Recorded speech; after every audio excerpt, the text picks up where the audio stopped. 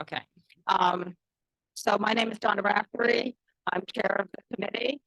Other members of the committee are Cormac Flynn, Susan Whitberg, Heather Broome, Lois Rackoff, and Dr. Shirley Smith. So to start off, there are sign-in sheets in the back. Everybody should sign in. You can't hear it? I can tell it's not. Okay.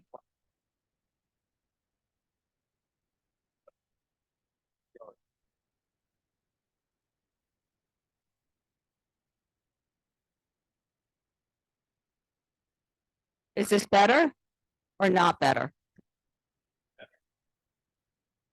A little better? About is I'm trying to figure should be on. Is this good? No. Is this better? No. Is this good? Stay away, then you can hear me here. You can't hear that way. This is a different mic.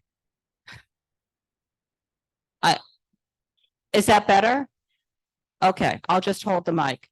So there are sign-up sheets in the back. You can move to the front if you can't hear. I don't know what more to do. Is that better?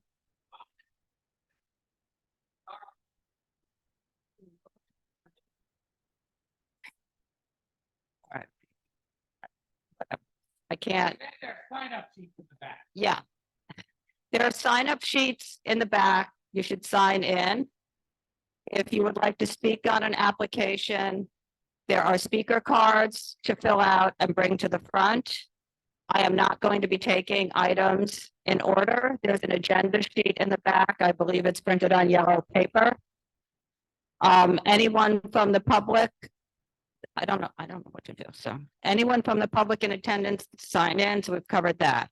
I'm going to call on the applicant. The applicant will come up, speak in the microphone over here, and they'll go through the application.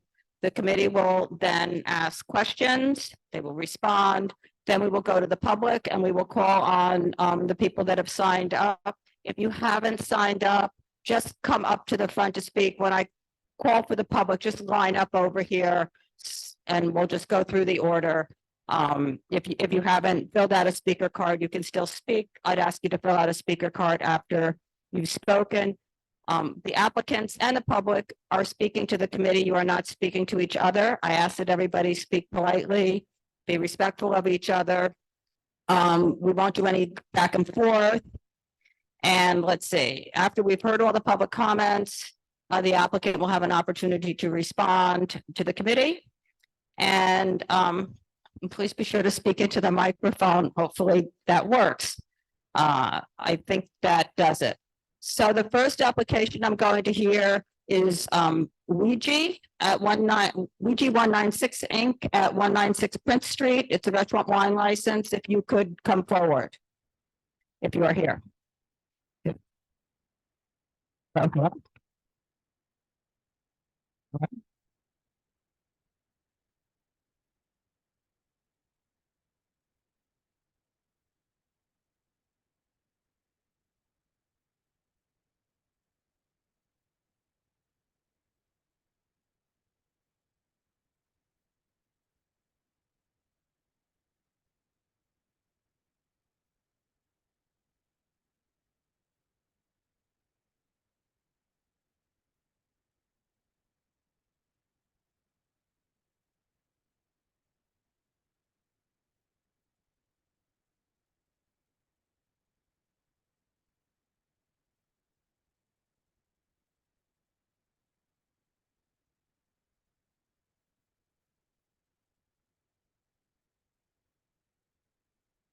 I'll go to the microphone there.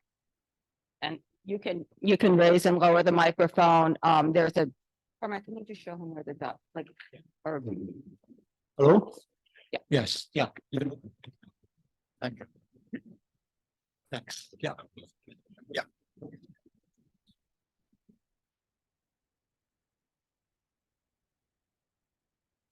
Thanks.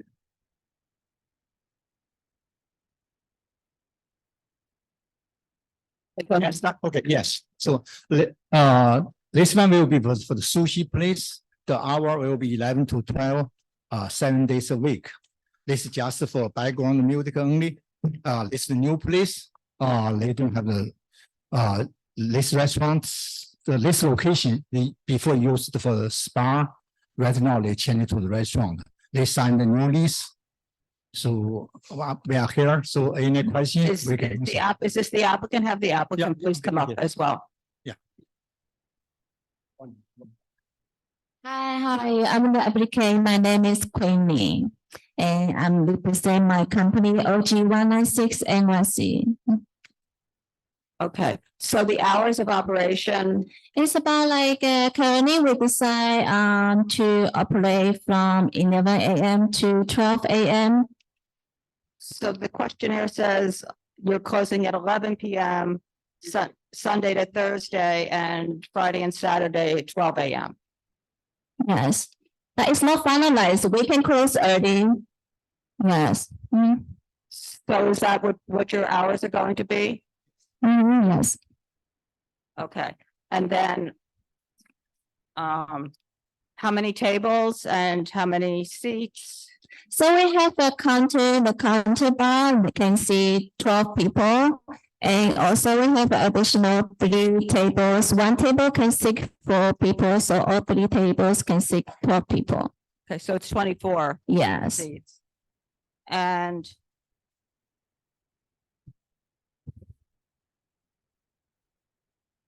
so this is the cellar space, right? It's not to walk like few steps down.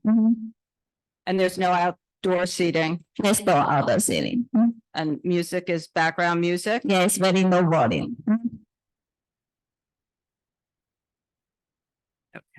And there's no TVs. No,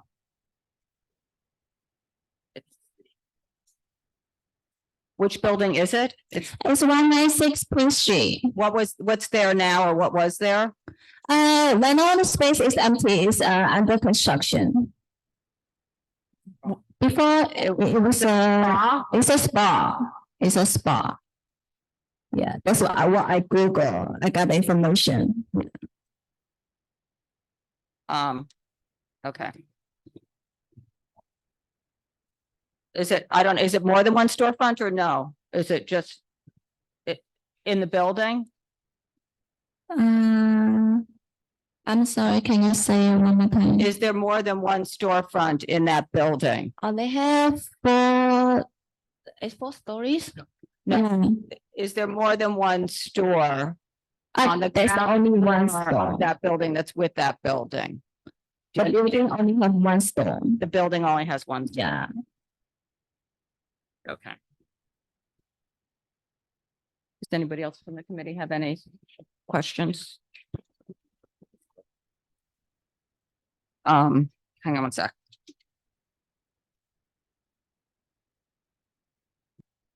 I think it.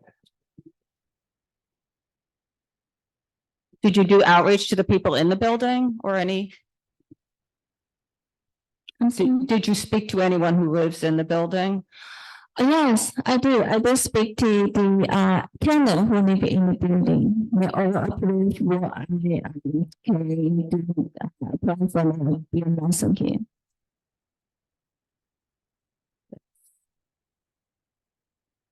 Okay. There. Is there anybody here from the public to speak on this application? Yeah. Yeah. Thank you. Okay, so you know how the stipulations go? Yes. We're gonna give you stipulations to sign with the hours. The hours mean everybody's out by that time. All patrons are out. The bathroom is up in the front is where you're putting the bathroom? The bathroom. The bathroom is in the back. Bedroom is close to the entrance. And to the entrance, you Yes. sent in new plans, I think, because we had one set of plans had it in the back in that.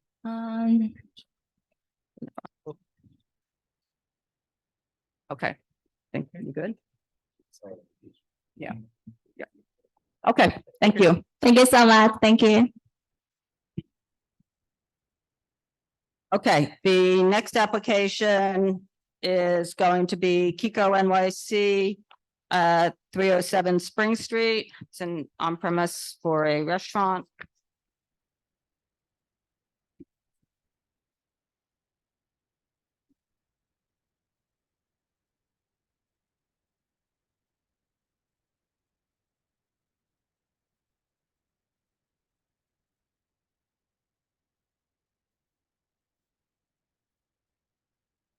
Thank you.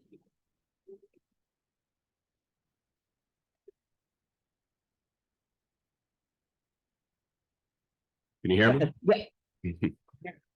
Hi, my name is Phil Dorn, attorney with Pizetsky and Bookman. Behind me are Lena and Alex, who are the owners of Kiko NYC over on 307 Spring Street in Hudson Square.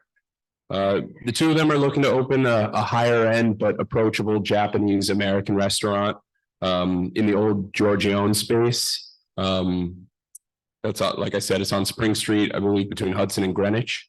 The method of operation is going to be the exact same as the previous tenant. The previous tenant was not Giorgione. There was one in between. It's on the questionnaire. Same hours, midnight during the week, 1 a.m. Thursday through Saturday, background music only, recorded music. The two of them have a ton of experience in the hospitality world, Lena being the sommelier of Sushi Naz and the Nomad Hotel, Alex being the executive chef of Il Buco Alimentare, which is within this community. The two of them also live on Barrow Street. They're active members of the community. They know what it's like to be loyal to this community. They understand the quality of life concerns. And then the last thing I'll highlight is that they did extensive outreach. They got a bunch of signatures and support from residents who live in the building and on the block and nearby. So I'll turn it back over to you. Is there any outdoor seating? They would like to have sidewalk. On the sidewalk, there's a little elevated platform where the previous tenants had a few tables, and they plan to have 4 two tops. So 4 So, by 2.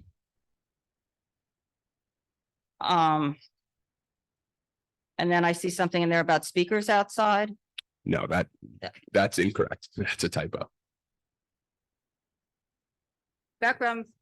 Background level music only will play on speakers outside is what it says on here. So I promise that's a typo. So. Did the previous people have seating outside? Yeah, they had on the little, if you're on Google Street View, there's a little elevated platform that's on the sidewalk up against the frontage. They have a shed. Yeah, they also had a roadbed structure, but No, we're not planning on having I that. mean, there's no way to. Yeah, it didn't say there was anything, any sidewalk was not included in that application.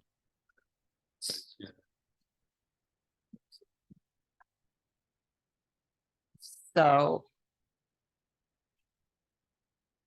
Can we then temporary sidewalk seating will be removed once the program authorizing it ends, and that was with the previous people. That was. Do you for the mind saying that temporary. again? I couldn't quite hear That you. was for the so they had seating for the temporary program, Right. which is and not it was supposed over. to end. That's what that stipulation was. So can we eliminate the outdoor and come back for the outdoor when there's a program in place? Yeah, so long as we can come back when the permanent program is up and running. Okay, Great. because that one ended at 11 p.m. When they had it, so Yeah. that's, You mean the outdoor seating? yes, the outdoor Right. seating, not the indoor seating. Right. Go ahead, Dr. Smith. No, wait, Dr. Smith, you need a microphone. Hi, there are no price points on your menu, so can you give? The price point is aimed to be at about $100 per person. So it's a slightly elevated restaurant, but still relatively approachable relative to New York City dining.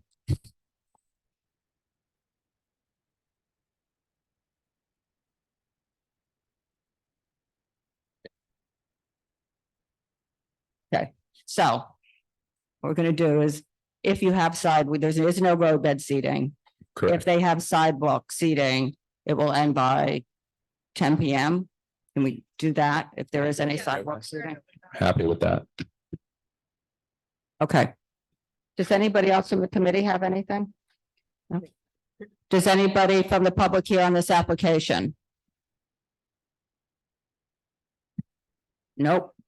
Okay, I Thank think you we're all. good. And they know the stipulations, that the closing hours, everybody's out. Yes. we're Okay, operating great. Hours means everyone's gone. Yes. Yeah. Okay, very Great. good. Thank you. Very much. Okay. Have a good night.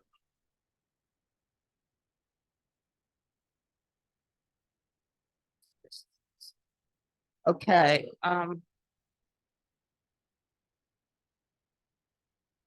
the next application is going to be Citizens of Soho LLC, doing business as Citizens of Soho at 201 Lafayette Street.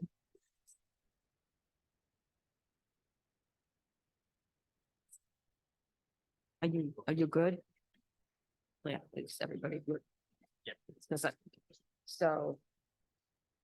This is just, this is the whole packet?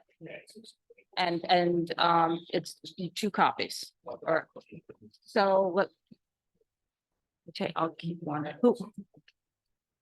Yeah, here.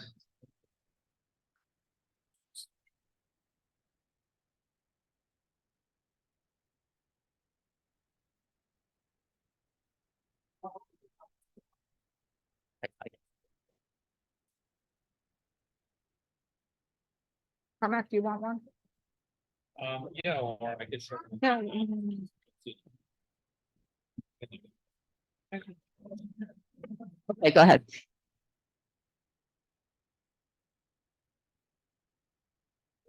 Hey there. Go ahead. Yep. Do you want me to introduce myself? Yes, please. Sure. So my name is Justin. I'm the owner and operator of Citizens of Soho. We actually have opened 4 restaurants as citizens in New York City. So we've got a lot of operating experience. We just opened one in Texas as well. All have liquor licenses, all with clean records, never had a single complaint. We opened this location on Lafayette about 2 weeks before COVID hit. So it's been a rough journey. But now we've been operating ever since. We've never closed. I've got my landlord here, Alan, today, who actually lives in the building. So he's a really integral part of the community. And he'll talk about his selection of how he found us and our kind of relationship as well, which I think is really important. So maybe I can invite him to speak a little bit. Okay, so first, why don't we review the application? You have a restaurant wine license now. Correct. Correct. Beer and wine, yep. With hours, I believe it closes at 7:30 is what your hours are now. Currently 7 p.m. Yep. And so this is to change the hours, increase the hours. You're asking to close at what times? We were asking for 1 a.m. Sunday to Thursday, and then Friday and Saturday 2 a.m. And then we've currently got a beer and wine, and we wanted to upgrade to a full liquor to go alongside our dinner program. Okay, and then are you also adding live music, or what's? Yeah, I mean, that was a point of discussion tonight. I mean, to kind of elevate our guest experience, we wanted to talk through the potential to have, or flexibility to have, like the occasional jazz show on a Thursday night, or to play vinyl records in the background. Yeah, I think that's probably the extent of the live music that we're looking for. And how often would you be doing that? Once a week maximum. Also noting that, you know, the music and the instruments we'd use would not be audible to adjacent residents, to the street. You know, we would close our doors. We'd make sure it's in an acceptable volume level. You know, once again, Alan lives in the building, and, you know, with his support, I think, you know, these are our intentions, just for it to elevate the guest experience in the dinner service. So I guess one of my questions is, originally when you came, you're more of a breakfast brunch. That's, it's the description you have here. So Brunch restaurant. explain how and it closed at 7:30, that all made sense. So now, how are you looking to change it for these later hours? Yeah, sure. I mean, so Citizens is the name of all of our restaurants, and we're looking to, I think in the post-COVID world, economics are probably a little bit harder than what they were before. We've got enough experience to really say our experience has really changed. So the luxury of having a brunch restaurant in New York City is probably a little harder these days. So we want to expand and go into dinner. And it's not anything different than what we currently do. It's still the same chef-driven menu. It's the same craft cocktail program, same coffee program. So it's an extension of what we already do. We're the same operators. We just want to expand our business essentially. So it would be more cocktail-y. I mean, would you serve food until all hours of the full menu? It's It's be a restaurant first. We're a restaurant first, not a bar. So we'd have a full dinner service, we'd have a wait staff, so servers, managers on site, captains, back staff. So we're not really a bar format at all. We're asking for those hours because we understand the economics of New York. So we want to capture dinner service. We want to capture the after dinner drink as well. But I did want to be pretty clear in that we're not a bar. We're actually a restaurant first and foremost. Where does the back door go to? It goes to Cleveland Street, but it's non-operational. So we don't have a handle on it from the outside. It's just purely an ingress for us. And there's no outside, or is there outside seating, or? We have a outdoor, we've got a sidewalk permit granted through the DOT through COVID.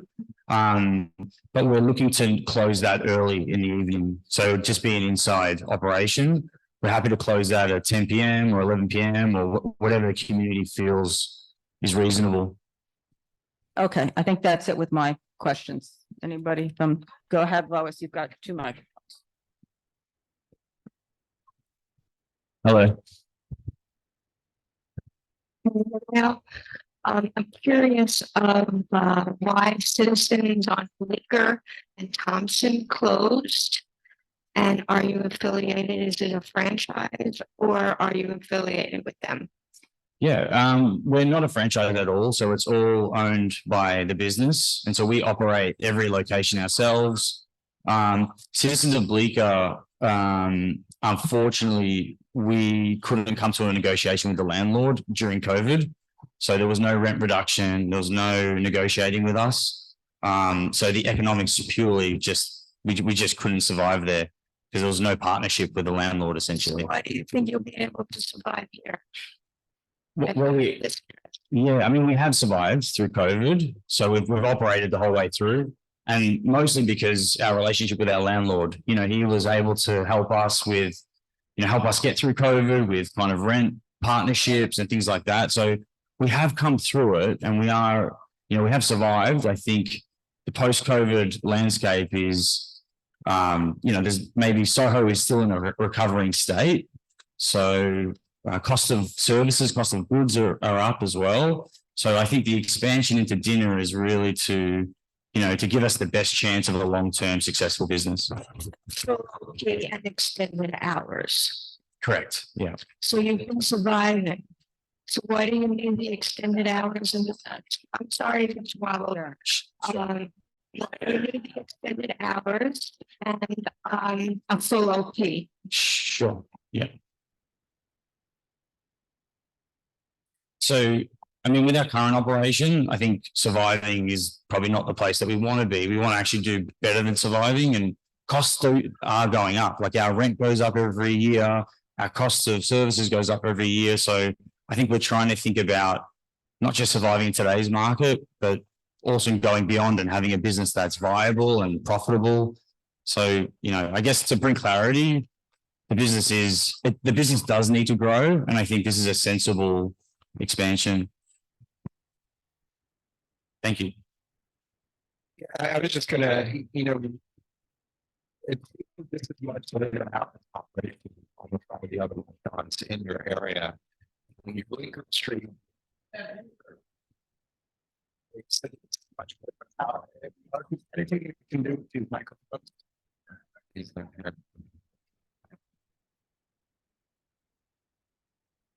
So these are later hours of operation than any of the other restaurants in the immediate area. Most restaurants don't stay open till 2. I mean, that's certainly not in this climate. Mhm. Your hours of operation on Bleecker ended at midnight, which seem much more appropriate to restaurant operations. And then as well, I mean, I think that I'm just noticing here that technically you're not supposed to have the outdoor area for the service of alcohol even during COVID because you have a prohibition on that on your stipulation. Obviously, nobody had raised that, but that's just some of the issues. But I think closing it earlier, obviously, are the main things. And I guess that's my main thing. It would seem that expanding a cafe a little bit more midnight is reasonable, but going until 2 a.m., that's a totally different business. Sure. That's Yeah. not, I mean, that's just my open question, I guess. And No. No, okay. Why do you need a DJ? We don't need a DJ. You just said you're gonna spin vinyl records. Oh, not by a DJ, just by the staff. So we currently do That's a that. DJ.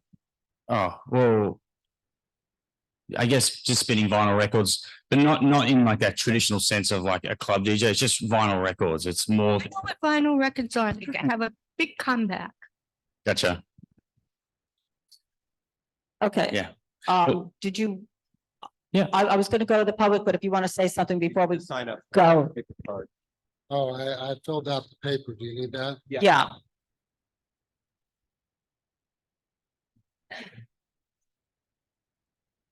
I mean, just to go back on your initial question about the hours, I think we looked at the restaurants in our area, and I think some of the restaurants that we looked at were Balthazar, Cafe Select, Jack's Wife Frida, La Squina.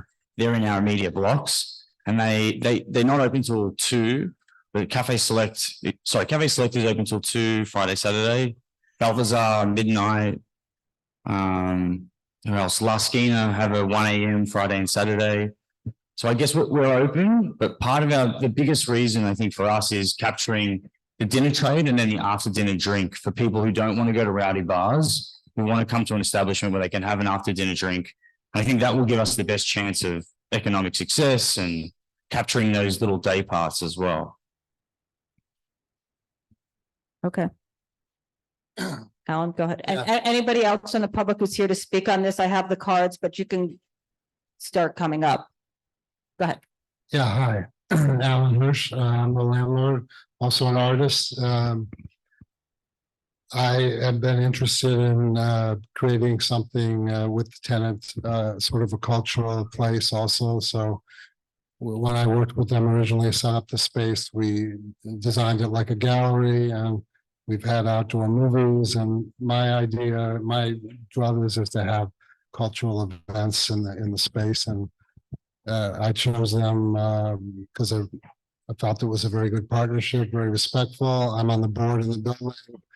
I'm very cognizant of noise problems with neighbors, and I'm totally on top of that. I've had previous tenant, I evicted them for not being responsible, and they had even a much longer liquor license. So I'm just interested in having a nice ambiance with cultural activities. If you go in the space, I have art from different centuries there, and we want to bring back our movie program. And that's my idea, because we're in Soho, and I just would like, and in the evening, I'd like to extend it in the evening to have some events. And they already have some nonprofit meetings there as well. So I want it to be more of a community. I know everybody says that, but that's what I really want. And I want to work with them on that. So with the movie programs and stuff, that's not. Well, we had we used the outdoor shed and did movies for one of the summers. It was very, very nice. Charlie Chaplin, different kind of films and stuff. But like that's not happening now. I mean, that's not.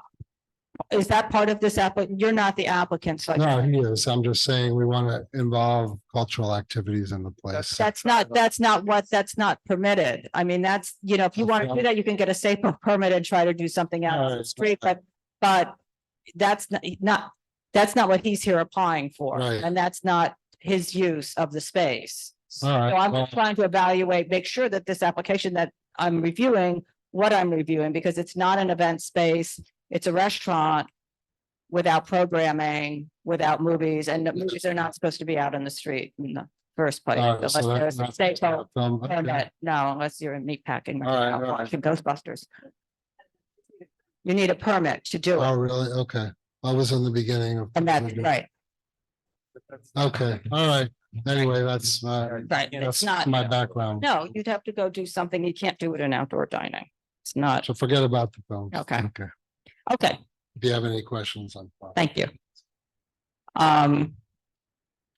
Georgette Fleischer. Can you? Hi, I'm Georgette Fleischer. Let me take my mask off so people can hear a little better. I live at 19 Cleveland Place in the front of the building with my two young daughters. And I really want to speak to the experience of the families and individuals who live in still a fairly significant number of 100-year or over 100-year-old buildings that are designed like ours, which are designed in such a way that all of our windows are on the street. Unless we want to sleep in the bathtub, we cannot escape the noise on the street. In the past, this goes back a ways to like 2007, but we had a very bad experience with one of Mr. Hirsch's tenants, La Esquina, in an earlier alteration. There was actually a moment when they mounted television screens on the outside of the building and amplifiers and were running the De La Hoya fight for Cinco de Mayo and gathered crowds of like 200 people. That wasn't this applicant. Not this No, so applicant. let's just keep it Okay. to this applicant, because But I'm- you know, I'm very concerned. We do still have problems with noise from La Esquina, even closing at 1. We're having a terrible time with 19 Cleveland on the ground floor of my building, which closes at 11 officially, but unofficially it's staying open later. And the latest thing, and Mark Diller can speak to this, I don't know if he's here because we've been reaching out to him. The NYPD has been issuing permits indiscriminately to would-be DJs and would-be rock stars who have been playing amplified music from Petrosino Square. That has been stopping at 9:30 in the evening. again, though, Georgette, I hear all of this and I understand that, but that doesn't have anything to do with this application. It has I am to- concerned about live music, really concerned about live music. I'm really concerned about 2 a.m. And I want to say something else about the character of the neighborhood. This neighborhood is booming with business. There is no post-COVID lull. These restaurateurs are making a fortune. The brunch business alone on the weekends is, you can't even walk through the streets. You can't get a table. It's absolutely flourishing beyond anything I've ever seen in my many years in this neighborhood. So I don't find this ingenuous on the part of the applicants to be claiming that they're so needy for business, that they must extend, that they must add hard alcohol, and that they must have live music. So both as a resident and as president of Friends of Petrosino Square, and speaking for those who live in these walk-up tenement buildings where we're forced to live on the front, please do not approve these conditions. Okay. Thank you. Just hang on one second. Georgette, I just wanted to thank you for that, by the way, and for coming down to testify today. I wanted to ask you specifically about this restaurant.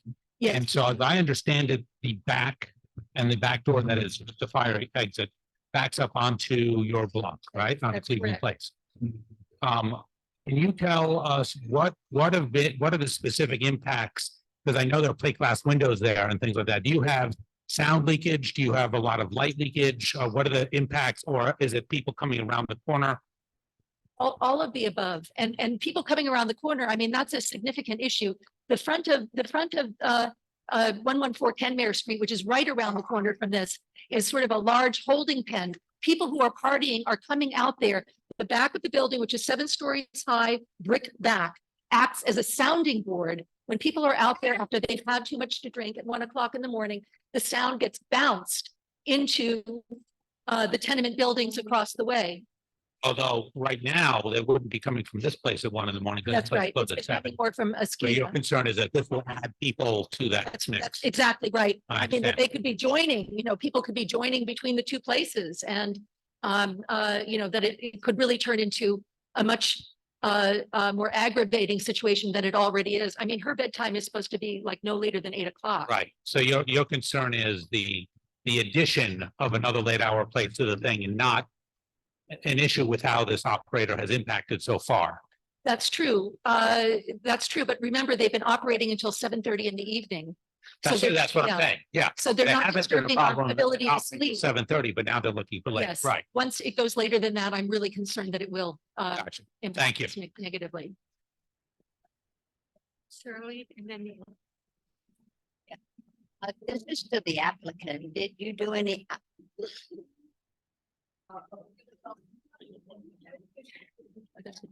And this way? Okay, great. To the applicant, did you do any outreach to their neighbors? Sorry, I couldn't hear that. Did you do any outreach to the neighbors around your establishment? Yeah, we actually have a really strong relationship with a lot of, I mean, we're a brunch and cafe, so we have a lot of regulars and locals from the building, from the community. So, I mean, part of the package is we've got a letter that we sent out. We had signatures all on that letter that you have in front of you. Yeah, it might. I didn't see it in here, but okay. Yeah, it might. Have signatures? Yeah, it's all at the bottom of the page. It's one of those. So we sent a letter out. We sent a letter out to all the block associations in the area as well. I think I had a response today from someone called Pete Davis, who I had a dialogue with as well. You know, and I think just to respond, I think, you know, those comments are absolutely fair, and I understand. Like, you know, we have restaurants in many different neighborhoods, and you know, to whatever we can do here tonight to really have a great kind of relationship with the community, whether it's live music. So I think what we're gonna do, let's hear from all, everybody from the public, because we've got more people from the public that want to speak. So, go back. One more question, Georgette. You speak for Petrosino Square Friends of. How many people are in that organization that you're speaking for? Well, it's been a little bit more in flux since COVID. As far as, Town number. I mean, we have an email list of like 300 people, but not that many people are active. But I just want to say that we were not reached out to. We are listed with Community Board too. It's pretty obvious Friends of Petrosino Square is the local neighborhood association, and we received no outreach whatsoever. Thank you. Okay, next I have Michelle Campo. Pete. And yeah, Pete, you can go ahead first. You can all just, if you want, just all come up here and then I'll just call on you. So.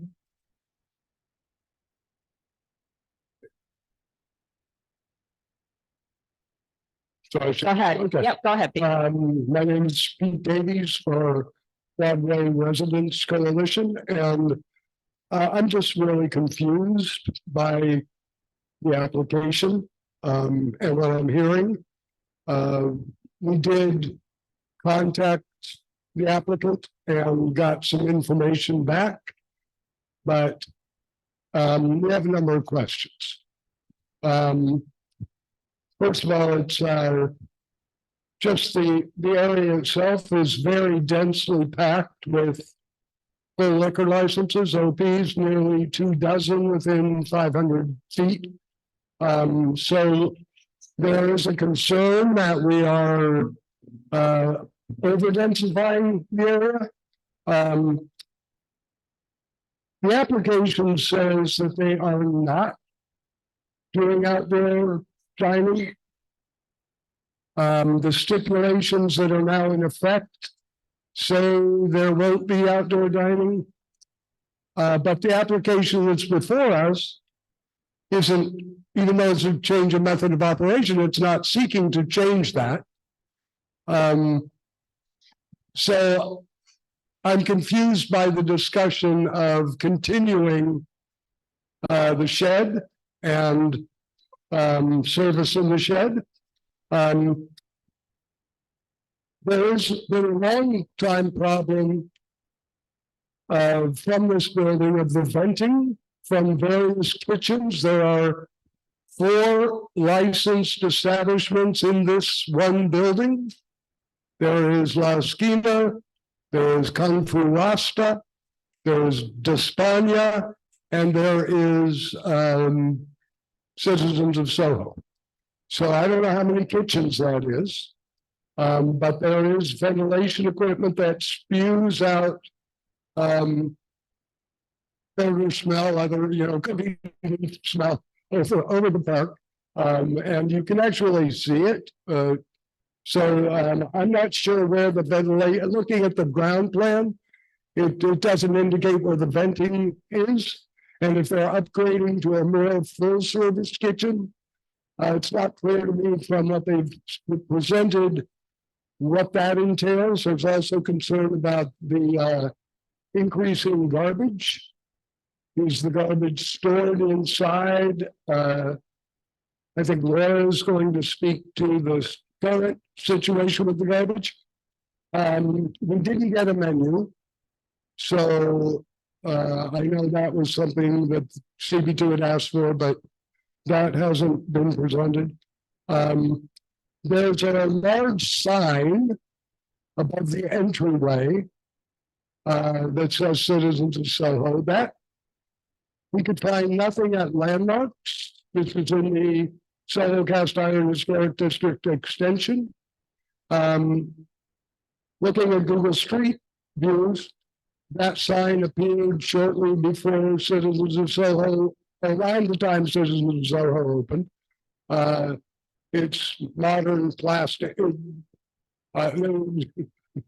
It's highly, it probably wouldn't be approved by the Landmarks Preservation Commission. It doesn't seem that there was even a submission for that approval. Oh boy. So recently, Eatery is opening across Lafayette Street. And they were granted hours that are much more acceptable.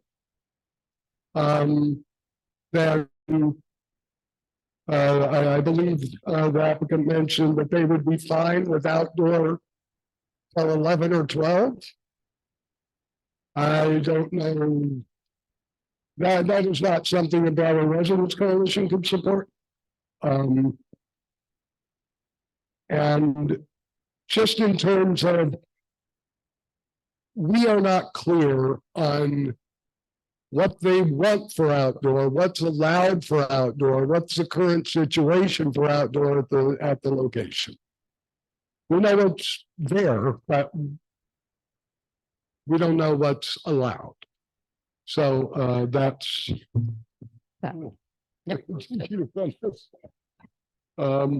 Say, if they closed at 10, is that? Well, she asked about 10 o'clock for closing outdoor, I believe. Eatery was 8 o'clock for their outdoor. Eatery. Yeah. And Jack's wife Rita had 10. So that's it. You had said I would talk about garbage. I mentioned it. but you could- Okay, I will. state your name first. Laura Tenenbaum. I live about a minute and a half walk from the applicant. I'm within 500, definitely within 500 feet, a lot closer. I walked by there on my way here and they were closed at 6 o'clock. Yelp says they close at 4 o'clock. They were very closed up. Everything was, everything was out of their shed. It wasn't mentioned that the shed is on the other side of a bike lane. Which is the other side of, you have to cross a bike lane to serve the shed. In addition, they had at least 10 or 12 bags of garbage outside today, not in containers as required for over a month. So they were in violation of that, as well as in violation of the stipulations by having a shed outside at all. They also have outside, they put what are they called? Sandwich boards against the curb, not 3 feet. The maximum is 3 feet from the building. So that's another violation. So all of the other thing is that looking at Yelp, I looked at their menu. And it's a very thin menu. It's a breakfast brunch menu. It's mostly egg dishes. And they haven't given anything that says they're giving anything more substantial than that. Burgers. They're giving anything more substantial for 2 o'clock in the morning. And as he said, what he really hopes it's the after dinner crowd. Now that says bar to me. Thank you. Okay. Lorna, wait 1 second. Hello. Hello. Okay. Quick question. Talking about the garbage bags. The garbage put out on the Lafayette side or the Cleveland side? Lafayette. Thank you. Nothing on Cleveland. On Cleveland, when I walked by, there was a terrible pile once, but I don't think it's them. I don't Okay. think it was. I don't think it The was. pile of them. garbage, but you don't think it comes from them? Right. No. Gotcha. Thank you. Lorna, is there seating on the sidewalk as well as in the shed? Is there seating in the sidewalk in addition to the roadway? There is, it's about just on the facade of the building, there's about 5 tables, Okay. just on the facade. Okay, go ahead, Michelle. Hello. State your name. Michelle Campo, hello committee, haven't seen you in a while. I love the restoration they've done here. What did they do? Anyway, in addition to whatever else was said, which I didn't hear everything of because I've had an ear problem. And I don't hear. Except for echoes coming in this ear. Anyway, I was wondering what type of live music it would be is one, what kind of soundproofing? And there's a vehicular traffic plan, which I always find hilarious when it's mentioned because I don't know how that would happen. There are a lot of cars buzzing around there, coming up center, going across. I mean, always. And on Broome Street and on Kenmare. It's almost deadly crossing, Lafayette over there, across the street. That's it. Okay, thank you. I think that, is anybody else here from that's all the speaker cards I have. Is anybody else here from the public on this application? Don't see anyone. Okay, come on back. Okay. Okay. Go ahead, Justin. Yeah, sure. So a couple of things, the garbage, And talk to us, don't. got it. Understood. So the garbage, we've actually on that roadside patio, as per the law in New York, we have installed on the both perimeters of it, garbage bins.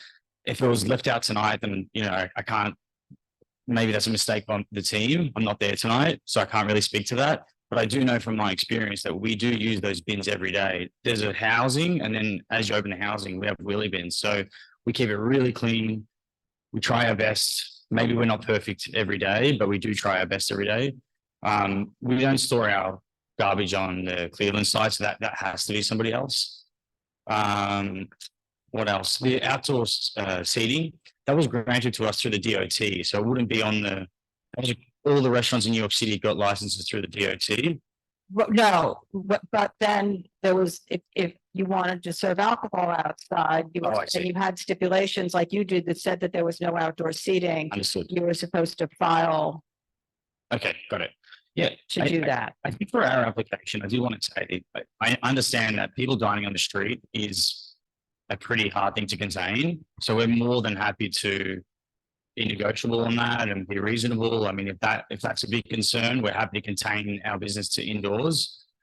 That's where we can control it. That's where I think we have soundproofing in the roof as well. So I think that's something that I really wanted to put out there as well, as that could help. So you'd be willing to get rid of the outdoor seating? Not for the daytime operation. It's actually become pretty critical for our daytime business, but for the nighttime when it's sensitive to the residents, we wouldn't have that operational. Well, what about the roadbed? You want to keep the road, you want to keep the dining in the road, and you want to keep the dining in the sidewalk? Just during the day. It's still, I get that. Oh. Just during the day, you would Yeah. end it at 6 o'clock, but you still want to have a structure sitting in the roadbed across a bike lane. Yeah, I mean, it is worth noting in November 30, we're going to dismantle that as per New York stipulation. So that is going on November 30 this year. You're getting rid of the roadbed. All New York restaurants are getting rid of their roadbeds November 30. Well, That just got passed out. But I'm confused. So after the sheds are gone, things. Under the new program, you're seeking to have road bed, you'll seek to have road bed or not? No, There'll be no road bed. no, I'm happy if that's a big concern by the You're community. saying that there'll be road bed for the remaining time, which is, I don't know what that date is. It's in November 30, but we won't have that operational during the night. Even in the interim. All right, and the shed overlaps beyond your footprint, I believe, right? And into the next property. No, it's just in front of our property. It's not what it looks like on Google Maps, but okay. Yeah, it does. It's just in front of our property. Yeah. I have some other questions, but you want to finish or, no, you finish your statement. So I realize you're not the landlord. I'm just asking for a moment about the back at Cleveland Place. Now, it's a fire egress only, right? Correct. Right. So my question though is, it is a step up in vestibule before you go in. Do you police that vestibule at all? We don't have that. That's not our, we have 2 steps up, but we have no vestibule. It's just a glass door. I see. So there's just 2 steps there in that door. Yeah. I don't know if you're maybe looking at an older photo, but we don't have a vestibule back there at all. All right, no, Yeah. that's good. And so, and then in terms of the, so I realize again that you're the merchant and not the building owner, Sure. but that's your infill, that's your store infill, as where that's your facade, Yes. right? Yep. I'm seeing pictures and it looks like New York from the 70s. It's covered in graffiti and, it's not, right? Do you do anything to take care of that side in terms of thinking about the people on Cleveland Place that we're just talking about? Yeah. Well, I believe the landlord, I believe Alan has, because we had scaffolding up since we took the space or scaffolding, that's come down probably 9 months ago or almost a year ago. I think there is talk in the buildings board to do a clean of the whole building and get rid of the graffiti. I mean, from my point of view, the back of our space doesn't have graffiti. We just got window panes and windows. Okay. So other question, how bright is your space? Very bright. Yeah. So it's one thing to have a bright space that closes at 7:30. Right. It's another thing to have a bright space that goes in the evening. That's going to be pouring light on to Cleveland Place. Right. So do you have any suggestions about how you're going to deal with that issue?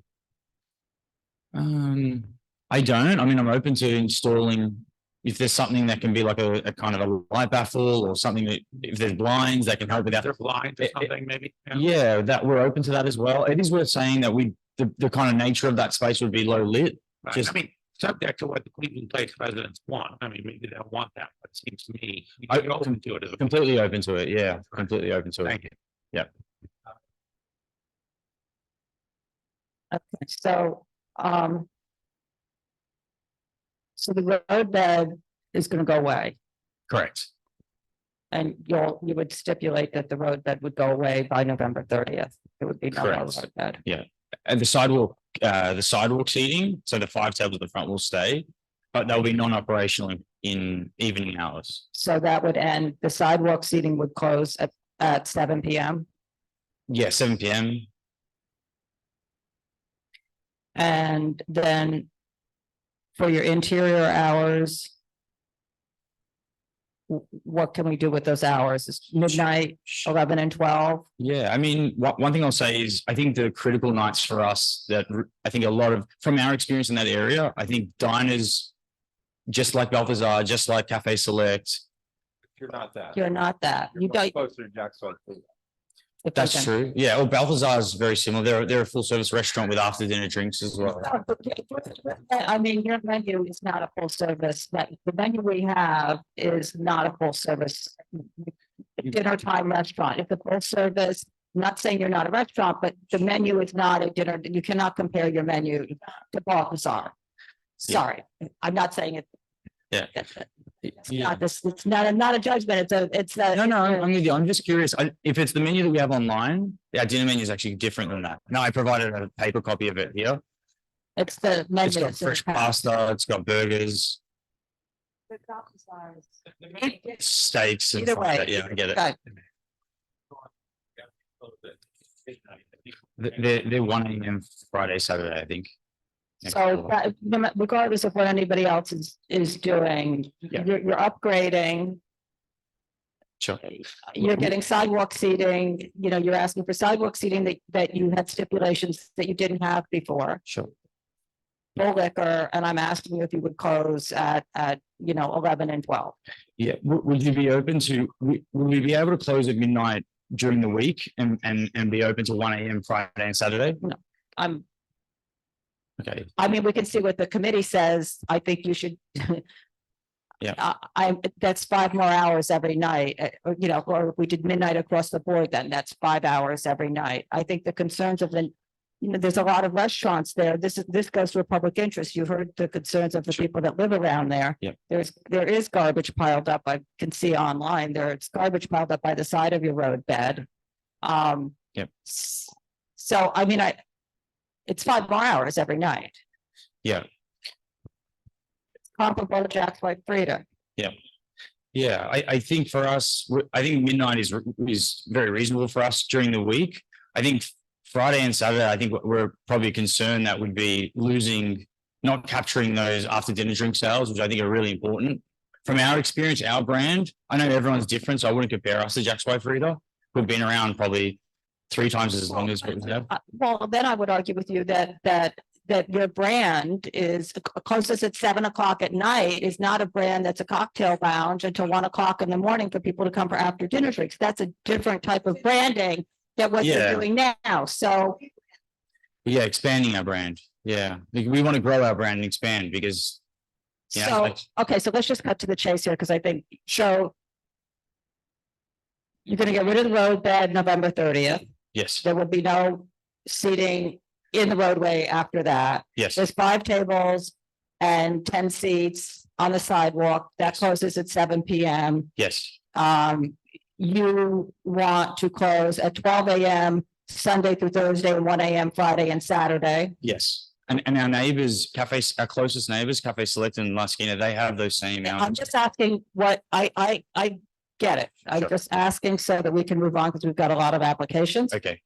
And then the live music is the other thing we haven't discussed. So once a week you want to have live music. I'm just adding on to the list of things you're changing here. It's a completely different type of operation. Sure. So do you need the live music? I think we don't need the live music. I'm willing to let that go. I don't think that's a crucial part of what we do. So it'll just stay background music only. Okay. Okay. And so if we deny the license, you're okay with that? What's that? If we deny the license, you're okay, because we'd rather not do that. And I think Donna indicated to you, everybody here is not okay with the 1 o'clock, so. Yeah. You can go forward with that. This is just. You can go forward with that, but you may not get the result, and that will most likely result in a significantly longer process of reviewing the license. Yeah, and I understand. I mean, and you're the newest full liquor license here, and Cafe Select and La Esquina have been there for over a decade. Got it. If not longer. Jack's White Frida is the closest, most recent example, as well as the other application just up the block, whose name I can't remember, that's in the old Jack's White Frida space. So your comps aren't really accurate because you're looking at the longest serving location. So we're just putting that out there. Yeah, understood.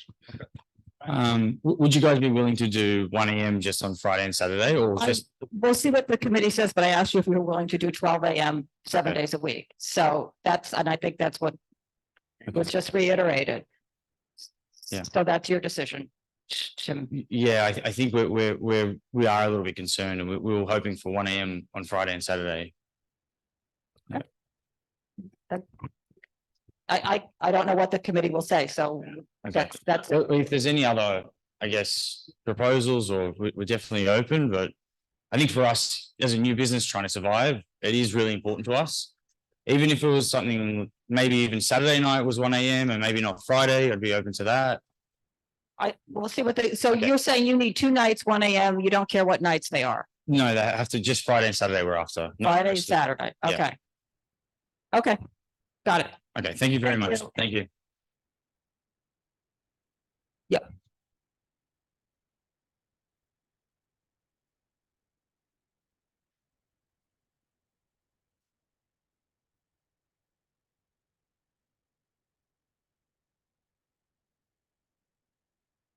Thank you.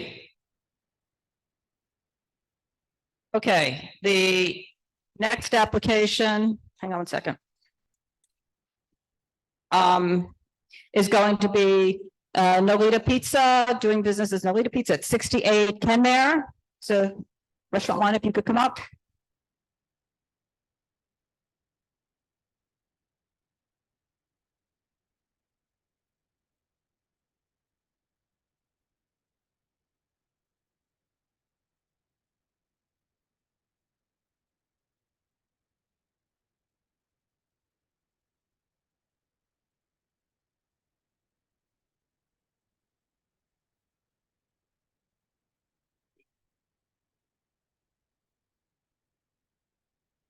Okay, go ahead and tell us about the application. Okay, my name is Richard Palandrani. I'm an architect representing Tony, who owns Nolita Pizza.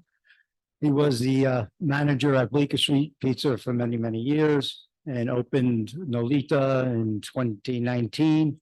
And we're not proposing any change to the menu or the product or the method of operation, just filing now for a wine and beer license. On-premise wine and beer license.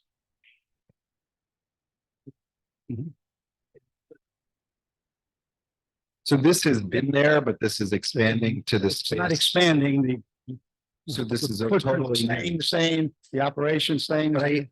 I thought that this was just the one story space Well, the storage in the cellar, and then, storage in the cellar. It is a one-story space. no, but it, in the building, am I incorrect? There's a small part on the side. Yeah, there's There's an been a addition. pizza business for some time. Yeah.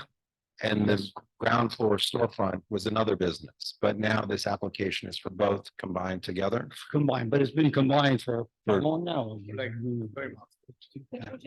A few months, right? yeah. But not, right, okay. And then you had another place on Second Avenue where you were, no? But you were there, right? Okay, yeah, right, just, Right. it's not Right. trying to complete this. Yeah, area, yeah, because yeah, everybody's absolutely. not There's a plan. clear. of Right, so just, I'm just trying to put this in perspective. So you've been operating the pizza business for a number of months and now that. 12 years. Nolita.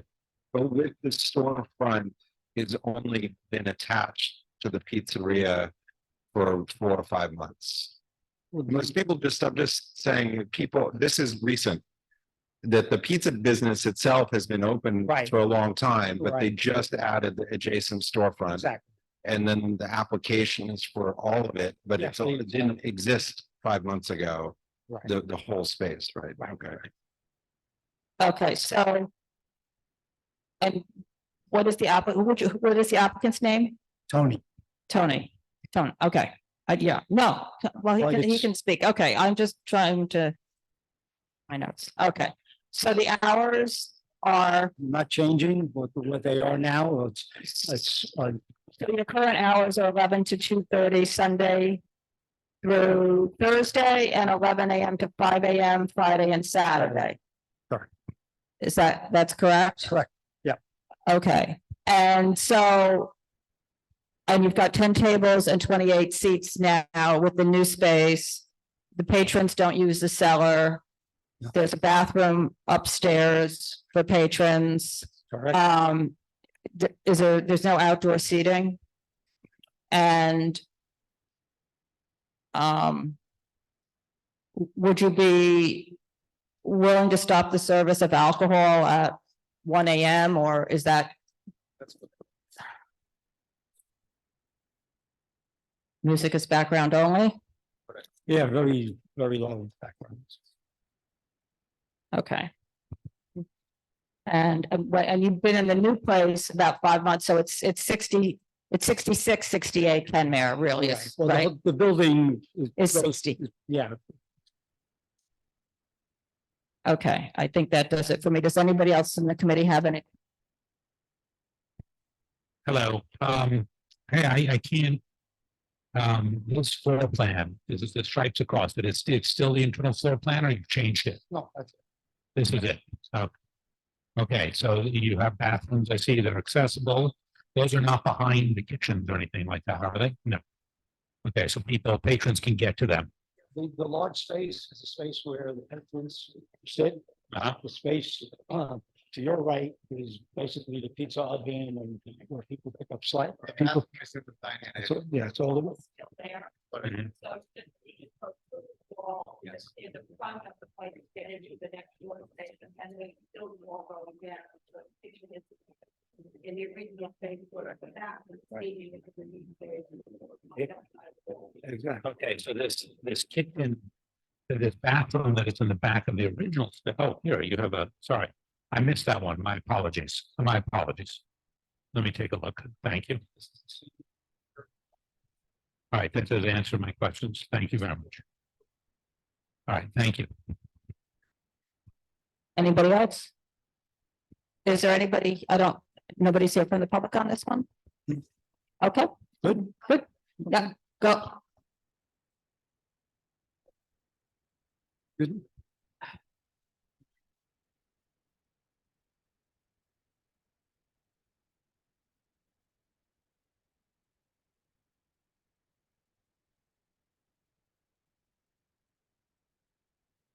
Yeah, I pass by this place a lot. And I wouldn't call it a kitchen that you have. There might be a pizza oven there. And there are about 4 steps up from the sidewalk. I don't know if it was mentioned. To the floor. I mean, to like that high. Okay. Okay. All right. I think that's it. Thank you. Okay, thank you. I also have, I gave you the application and so on there, but I have all the other backup things and notices and all that. Yeah, I saw that. I saw that. Thank you. Yeah. No, we're good. We're good. We have everything. Thanks a lot. Good luck. Run the new space. Thank you, Tony.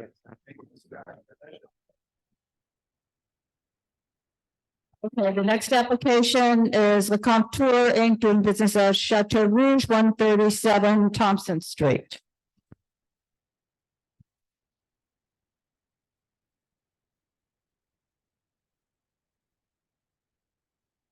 It's the Contour, Chateau Rouge, 137 Thompson.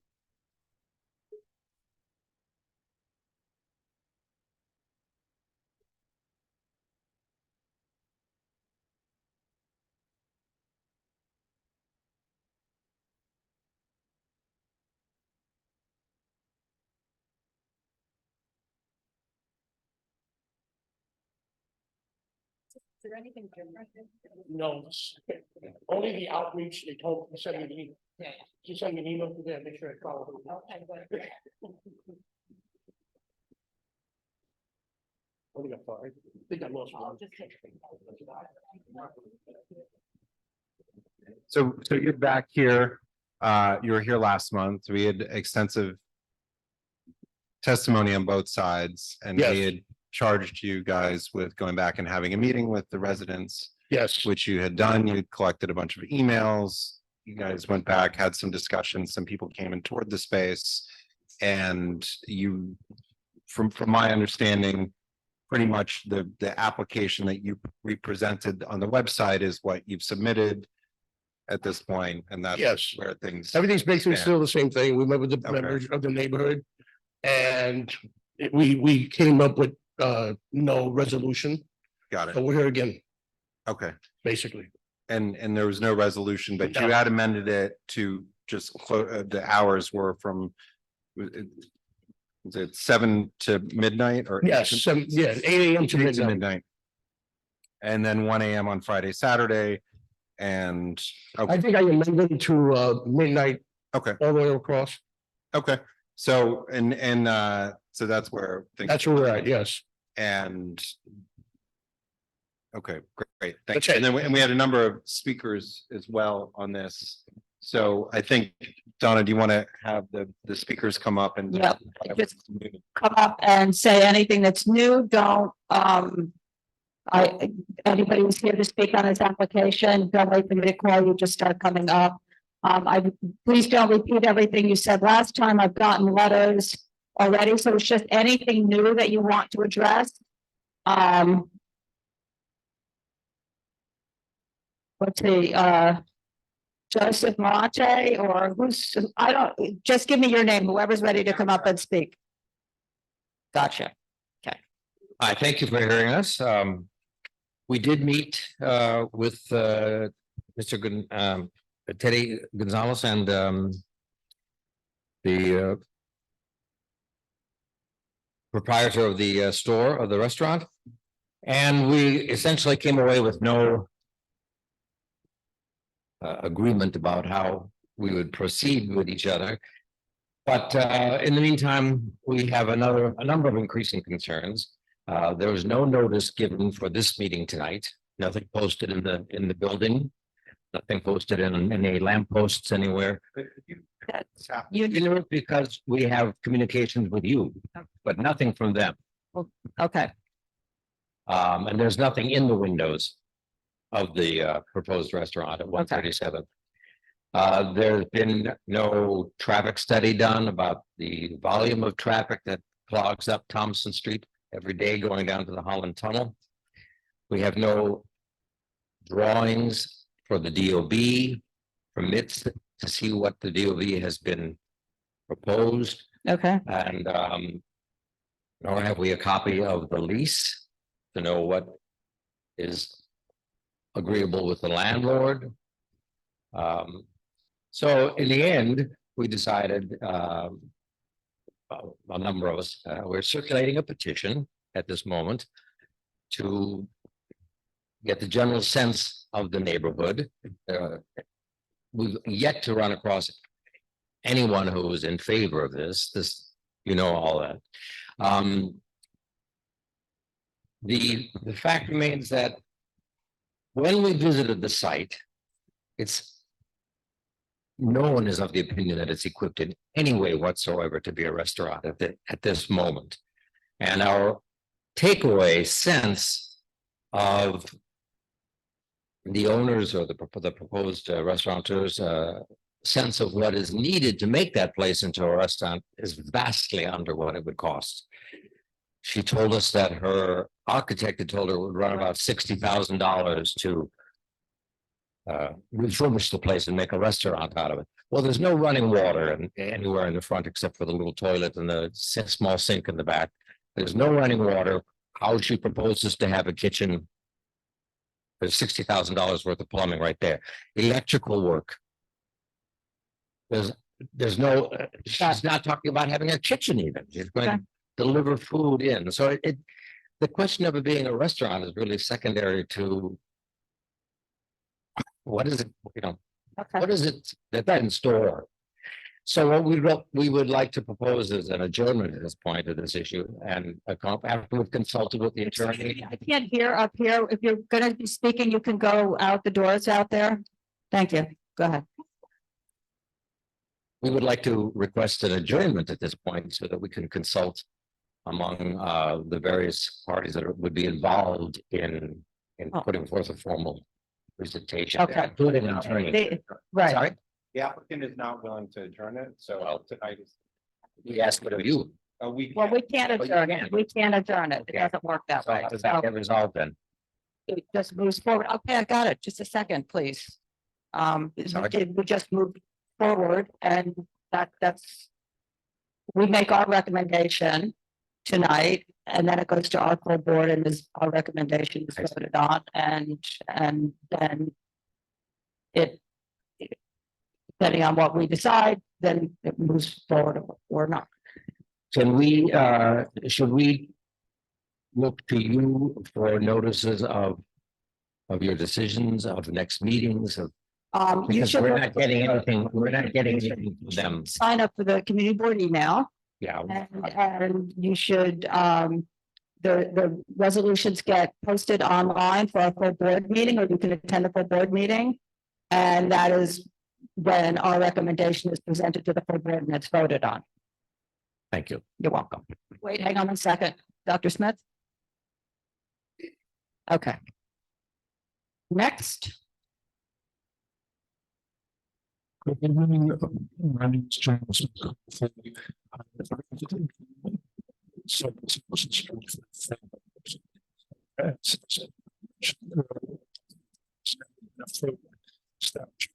That block. The proposed proprietor and the lawyer had a meeting last month. About 15 of us showed up in force of the same mind. We agreed each side that we were completely at loggerheads. I asked the proprietor what she planned to do about ventilation, and she pointed to a leasing window air conditioner hung in the transom, like something out of 1966. Also on the application, I see the hours still remain 8 a.m. to 12 weekdays. That's completely untenable when one considers setup and breakdown times. Also, they say that not within, notwithstanding the fact that they do not serve spirits, they do not propose to serve spirits. They're still within 200 feet of a church and school, and they said that they are not. I was very concerned about the infrastructure of the whole thing in that restaurants use inordinate amounts of hot water. Their hot water is my hot water. Their hot water is the building's hot water. I can see people in their bathrobes out in the street on a shivering and shaking. The concomitant dirt and garbage environment that come with food establishments is just going to be too much for all of us. And it's a very, very tiny piece. It seems highly untenable on many levels. So I hope I've addressed those clearly. And we also, well, I'm going to be completely honest with you. I don't want this thing, my humble self does not want this thing to fly at all. I can only see outdoor seating looming in the future with sheds and things like that. So just so that you're aware, this application is not subject to the 200-foot rule. Beer and wine applications. okay, but the question was on the I'm just explaining. I know that quite well. Thank you. Next.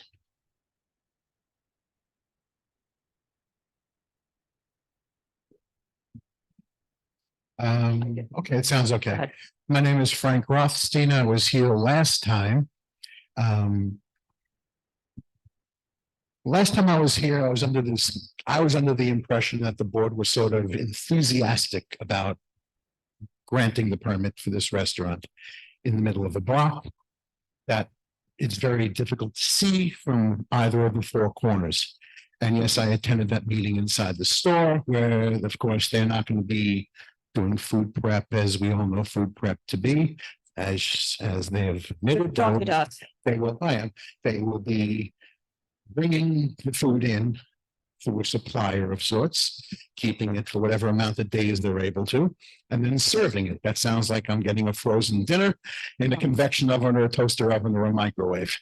I was at that meeting. It was no different than the meeting here last time. It's not that I begrudge anyone their ability to earn their living. It's just that somehow this makes zero sense. And I have seen this board turn down applicants for other locations, for other businesses in established restaurants. Within 3 minutes, we saw the tone of how it was going to go. But last time I was under the impression that, and even tonight, I'm under the impression that this board wants to grant this permit. And that is, we haven't said anything, so I know you didn't. I'm under the impression. And that is just what I'm thinking. And like I said, somehow I think it's a foregone conclusion because I'm not hearing anything to challenge. Okay, so what do you have something further to say about the application, not what our discussion? The application to stay for it. Well, I'm saying what I'm thinking. What I'm saying about the application is, again, I don't get it. Like I said last time, I am waiting for, if they go in, I am waiting for the other shoe to drop. That's what I'm waiting. I do not believe that a 10-seat restaurant, unless they're in a very busy food area where people go to eat, can survive unless there's something else going on. That's just how I see it. That's just what I got to say. Okay. Okay, great. Thank you.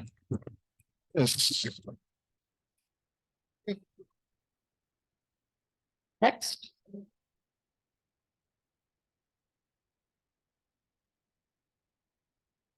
Thank you. My name's Martha Jardina, and I want to be organized and say what I want to say that I didn't say last time. And having seen the facility in person, I am baffled about how a restaurant offering the quality of food that it advertises can do that with only a dishwasher, which she said she will have, and a convection oven. The meals will be served, it looks like, on real plates with real silverware and glasses, plus you're going to have glasses for liquor. Now, you may be able to do that all in a dishwasher. However, the staff has to have a place to maintain their own hygiene. The bathroom is the size, maybe double the size of an airplane bathroom, so you could back in and maybe back out, but it is not to accommodating, especially any handicapped person, the way that it's structured now. So my concerns are hygiene and water supply, having adequate hot water supply to keep things hygienic, especially given the menu that she offers. If it were solely a takeout place with paper or plastic or whatever kind of utensils, I could see it happening, but not to have, it is like fine dining. Her menu looks terrific. I just don't see how it can be set up in that size space with the limited access that she seems to have to water and kitchen. And maybe for $60,000, she can have the place renovated, but I doubt it. And I don't know if the lawyer has talked to the people that live in the building next door, because I heard you ask that to someone else. And I don't know if he has, because he didn't say he did. I have talked to people on the street, and basically the neighborhood does not want it, but that's not new, but I wanted to say it again. Thank you. Thank you. Next. Yes, good evening. My name is Joseph Moranti, and I just want to follow up on Walter's statement that we realize that the board represents the neighborhood, but it also has to put in, make the decisions based on what's, what can be done, what not can be done. But please, if you do go to the full board, please tell them that the entire neighborhood is against this. Not one person has spoken in favor of this, and that we hope that is taken into consideration, the will of the neighborhood. Thank you. Good. Thank you. I have Thomas Gallo, George Walker, and that's it. Okay.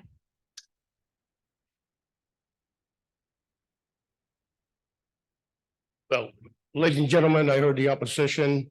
Hopefully you make the right decision, basically, at the end of the day. Thank you. Thank you.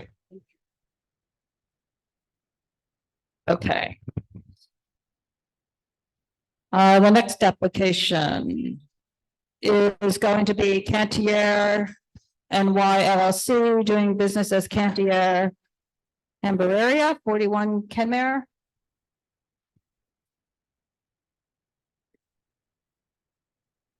Great, thank you. Thank you.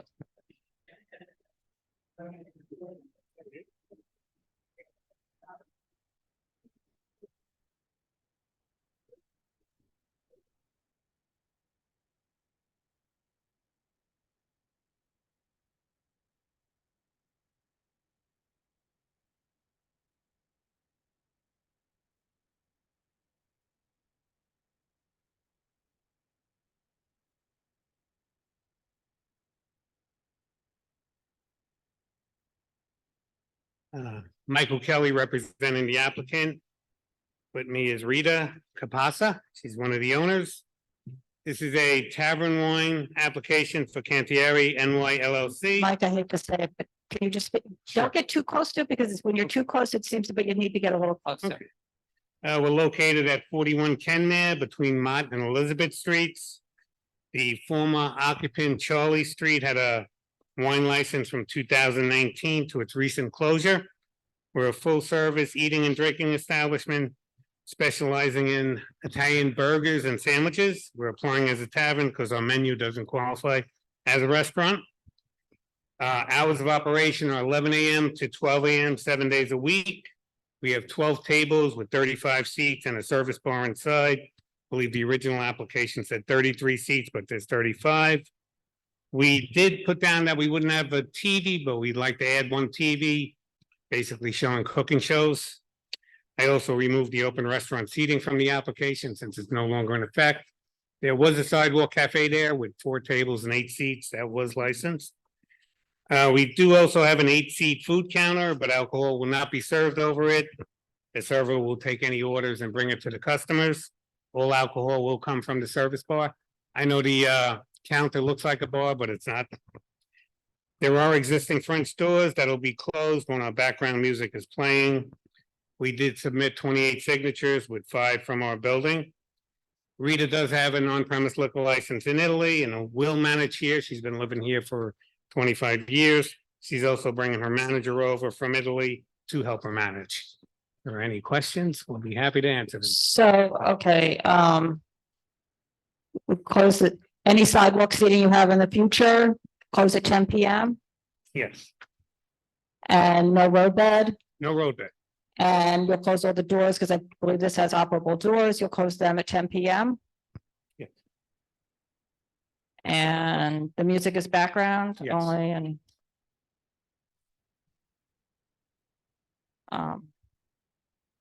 Okay, Mike, I just want to clarify, when you said that she'll be bringing matter from Italy, but she has experience in the New York market? Yes, she has another restaurant in Italy. Yeah, but not in New York. My Not in only New York. point is, I wanted to say, right, is that we've had experience when people come in from overseas. We just want to make really clear, stipulations are not guidelines, they're rules. Yes. She lived here 25 years. so- Okay, good. That's what I was trying to, okay, good. Thank you.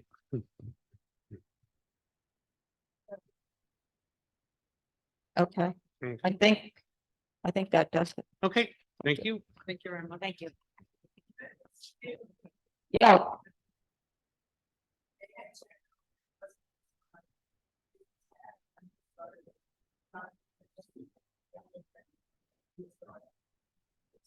All right, sorry about that.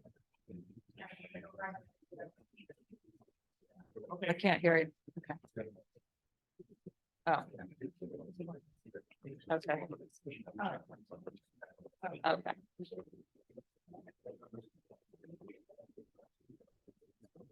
Right, the next application is going to be entered into the form by Jason Pomerantz at 65 Bleecker.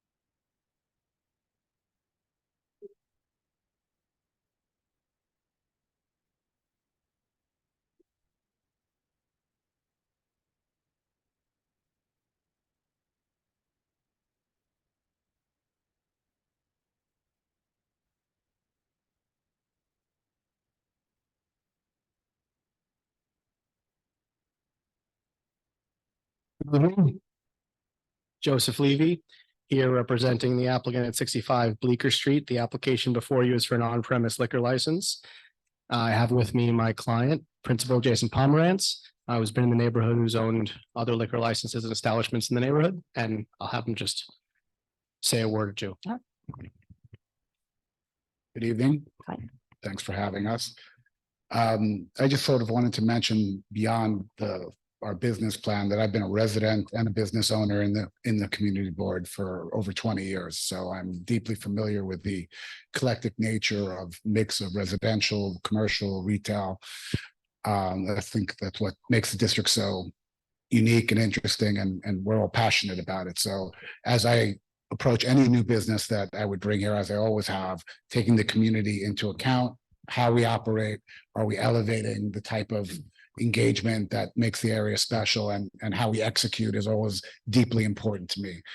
Whether it's a resident on the block, whether it's a business owner or anybody else in the district. So we take this very seriously. This is very well planned. We have, like I said, 20 years experience doing hotels, restaurants, and nightlife in the area. And I look forward to hopefully executing the project. So the application before you is for an on-premise liquor license, 65 Bleecker. It's the old LPQ space. It's on basement and ground floor, 30 tables, 88 seats, 1 bar with 14 seats. This is all on the ground floor. The basement's back of house employees only. The concept here is a cocktail bar with food. The music will be recorded and DJ, but it will be at a background level, not at an entertainment level. We're not doing a nightclub here, as you can see from the drawings and the information in the packet. This is a space that could have a maximum occupancy of about 200 plus people. The actual anticipated occupancy is about half that, to give people some space and to build an ambiance around them. This is supposed to be a nicer elevated space where people can go for a drink, go for a bite to eat. And as you can see from the hours, the idea here would be to push this into the later hours. There will be security to make sure that we maintain order there towards the doorway, not because, again, this is planning to be a nightclub, but just we want to make sure that the frontage is kept clear and everything is kept orderly. As far as outreach goes, you see we have about 45 signatures, 42 are pretty close proximity. We have 15 letters of support from local business owners and some people who actually live and work in the area as well. One letter actually references kids who live virtually upstairs. This particular building has commercial tenants above, not residential, which is worth noting. As far as soundproofing goes, there will be soundproofing in the space to contain it. The idea is to keep everything inside and not have it spill outside. If you have any questions, we're here to answer them. Amplified music is checked off, so. Yes, amplified music, but again, piped through the recording, the speakers within the space, not entertainment level, more background level. The idea, this is going to But be different than background level. I mean, it's not background level though. It's. Yeah. well, it's certainly closer to background level than entertainment. The idea is people are supposed to have a conversation here. People are supposed to sit at the table and actually have a meal, have a drink, have a conversation, not, have earplugs in and listen to a loud DJ. That's not what this is. Okay, and it's a tavern, on-premise tavern license. Correct. While there is a food menu and you can get a full meal of food here, it doesn't feel right to classify this as a restaurant. Okay, and the hours are, did you go through the hours? Sure. Sunday, 4 p.m. to 1 a.m., Monday, 5 p.m. to 1 a.m., Tuesday, 5 p.m. to 2 a.m., Wednesday and Thursday, 5 p.m. to 3 a.m., Friday and Saturday, 5 p.m. to 4 a.m. Okay. That's it with my questions right now. It's just a quick one, Kurt. I just want to make sure, and I'm sure it's in the packet, but just to clarify, make sure I'm reading this right. The downstairs, the basement, there's no patron access, right? Correct. Back of house employees only. And it looks like to me, if I'm reading this correctly, you're basically creating a vestibule by the front door, right?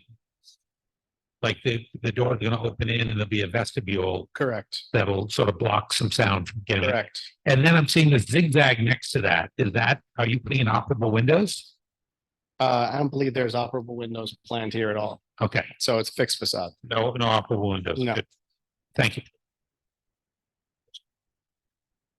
So he thinks it's a drape.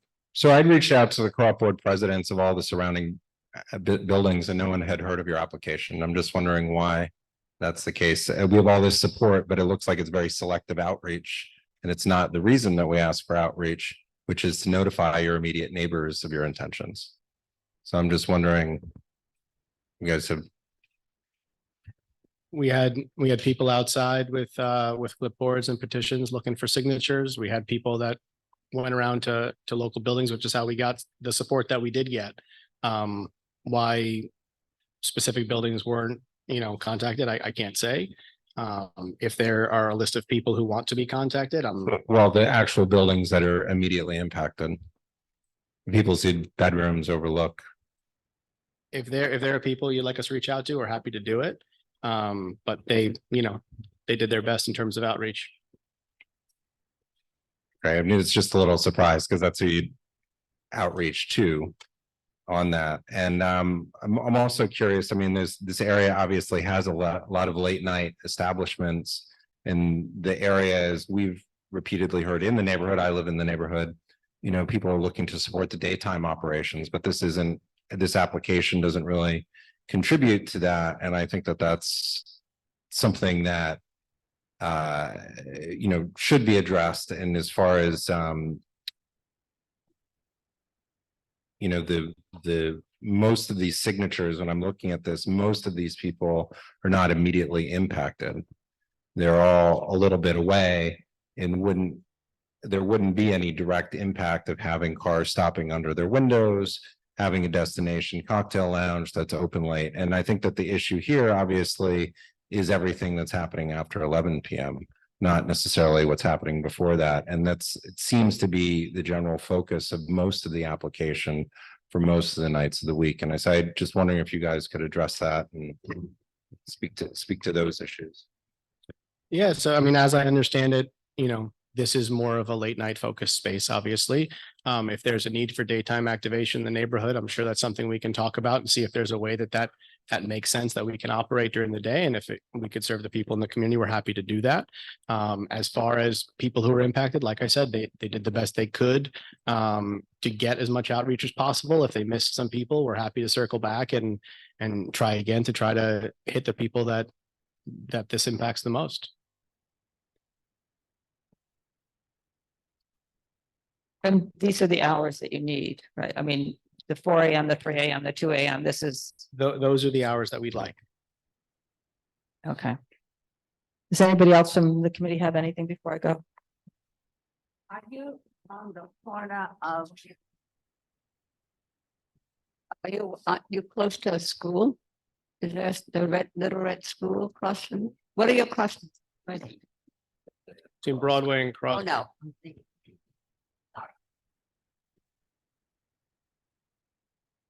Okay, I think I'll go. I've got a number of speakers signed up, so I'll. Yeah, and then, so anyone who's here to speak on this, why don't you all just come up and, whoever's up first, speak, and I'll find your card, whoever wants to.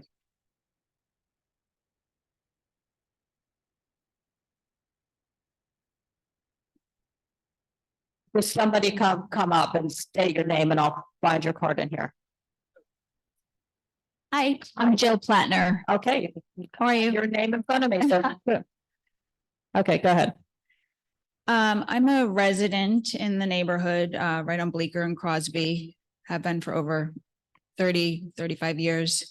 And, I did have a bar in my neighborhood below me for 30 years and it was, What's your address? Can I ask your address? 58 Bleecker. Okay.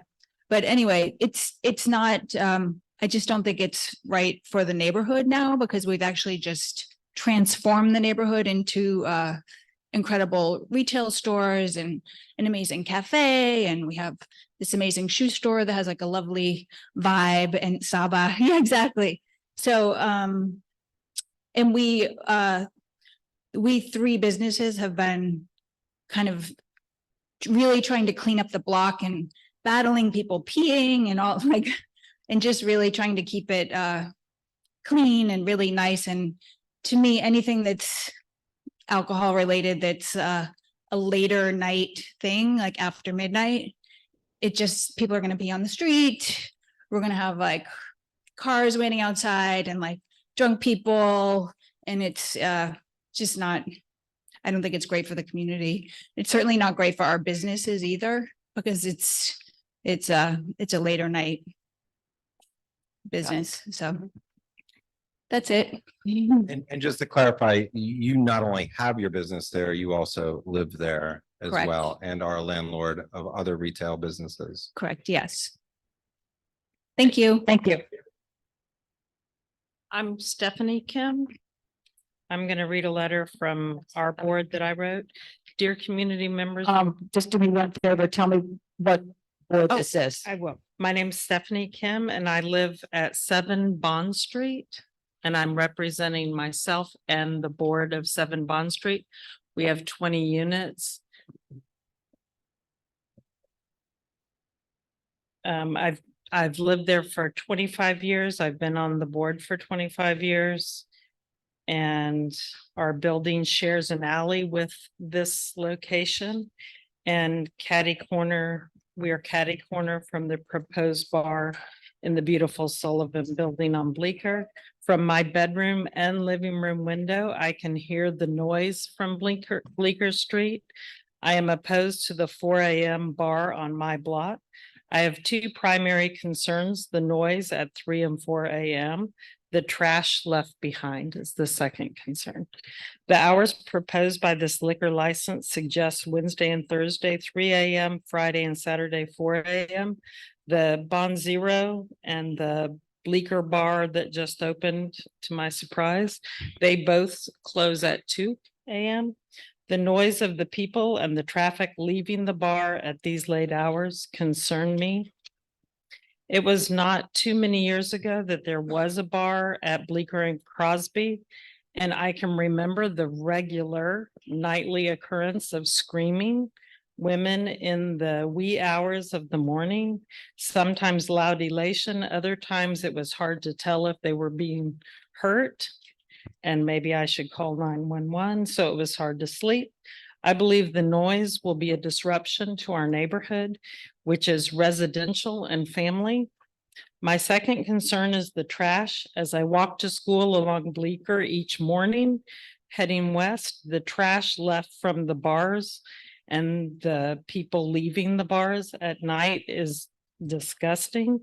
I do not want our neighborhood to become part of that Bleecker bar scene. With leftover trash and people from the night before spilling over into our neighborhood. Where will the garbage go? I am more than concerned that late night bars in our quiet residential neighborhood will affect our quality of life and our quality of sleep. As far as our board on 7 Bond Street is concerned, we do not receive any outreach. And we're touching buildings. So that was a concern also. And everything you just read is also, that's a full consensus of your board. That Yes, was it's all from text messages from Great. everyone on the. Thank you. Next to who?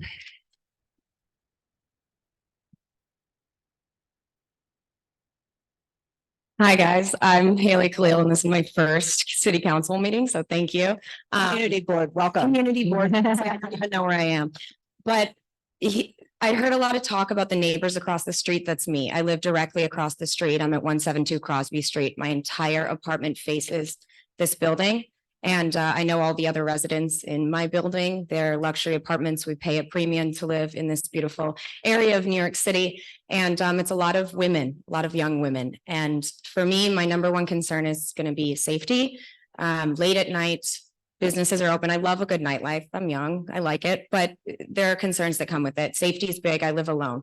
So going out, taking my dogs out onto a street that I rented the apartment because it was quiet and safe is now going to be filled with 200 plus drunk people coming in and out, as well as we all know a bouncer means that there's probably people either waiting by the door or taking time to check IDs, go in, whatnot.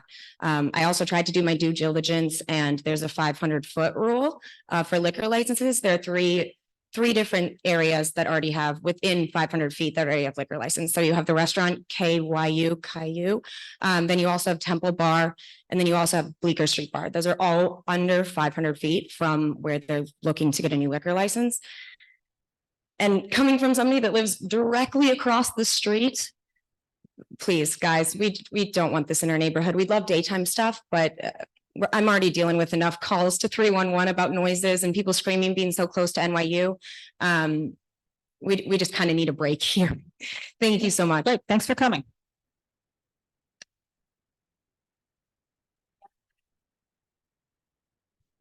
Hi, I'm Lisa Keenan. I live at 290 Elizabeth Street, which is a little east, but I was actually pretty surprised to hear about this place opening because it really doesn't seem to fit into our neighborhood. And some of the points that she just made are my concerns of garbage, of noise. There are so many other establishments. I have a dog. I don't even know where to walk at night anymore. I avoid the Bowery. I avoid, there's so many areas I avoid. I tend to go north on Lafayette because late at night, that's a little more sane, but any place that wants to be open till 4 a.m., 3 a.m., that's just not some neighborhood type of establishment. So that's it. Thank you. Okay, thank you. Hi, my name is Jane Barowitz, and I live at 54 Bleecker, 330 Lafayette, which is directly across the street from 65 Bleecker.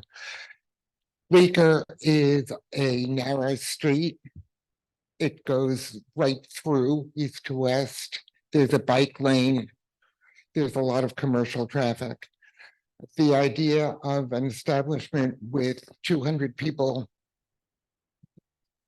going in and out, more than 200 people in the course of an evening, is really seems like a perfectly terrible idea.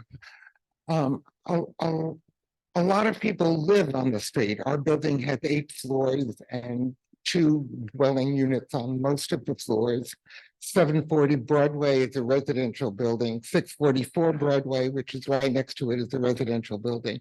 A whole lot of people live in that really very tight and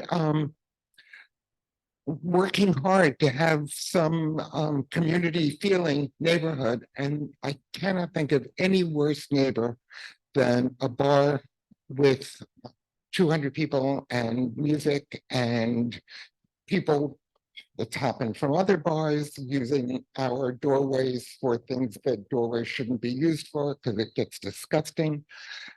And smoking because they can't smoke inside and waiting for their pickup, their cars and so on and so forth. It's not the place for it. And that's my message. So thank you. Thank you. Thank you.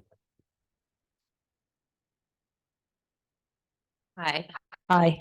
My name's Julie Simpson. I live in the same building as Jane and also it's Tim and a bunch of other people here. We are right across the street from this potential bar and I'm just learning about it yesterday. Changed my plans to get here tonight because this is really alarming to me.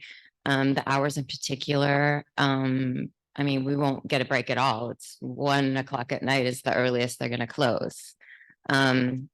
I try to be in bed by 11.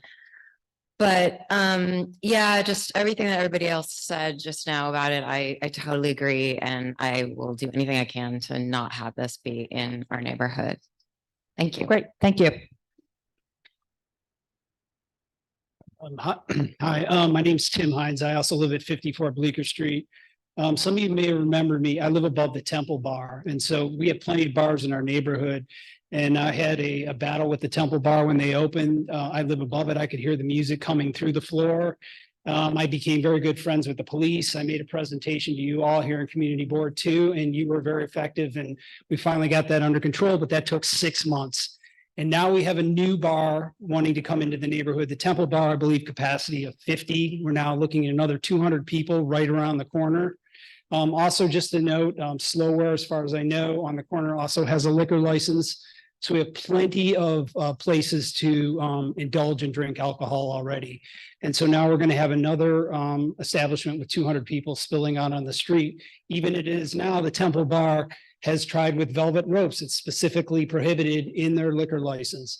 And there's always 20 to 30 people standing in front of the Temple Bar, which only has capacity for 50 people. So I don't believe we need another establishment, another drinking establishment in the area. In addition to that, it's a family-friendly area. I have 2 small children. When we go out at night, we walk right out to the Temple Bar with 50, 100 people standing around. Now we'll have a new establishment on Bleecker on the weekends. We won't be able to even walk around at night. Thank you very much for your consideration. Thank you.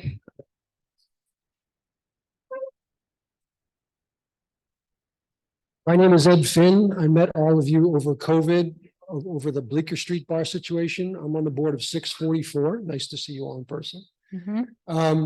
As you remember, I was dead set against the Bleecker Street Bar. For 23 years, I was woken up every Friday and Saturday night at 4 a.m. And I can tell if any of you people were not here for the last 20 years in that neighborhood, it can be a serious situation.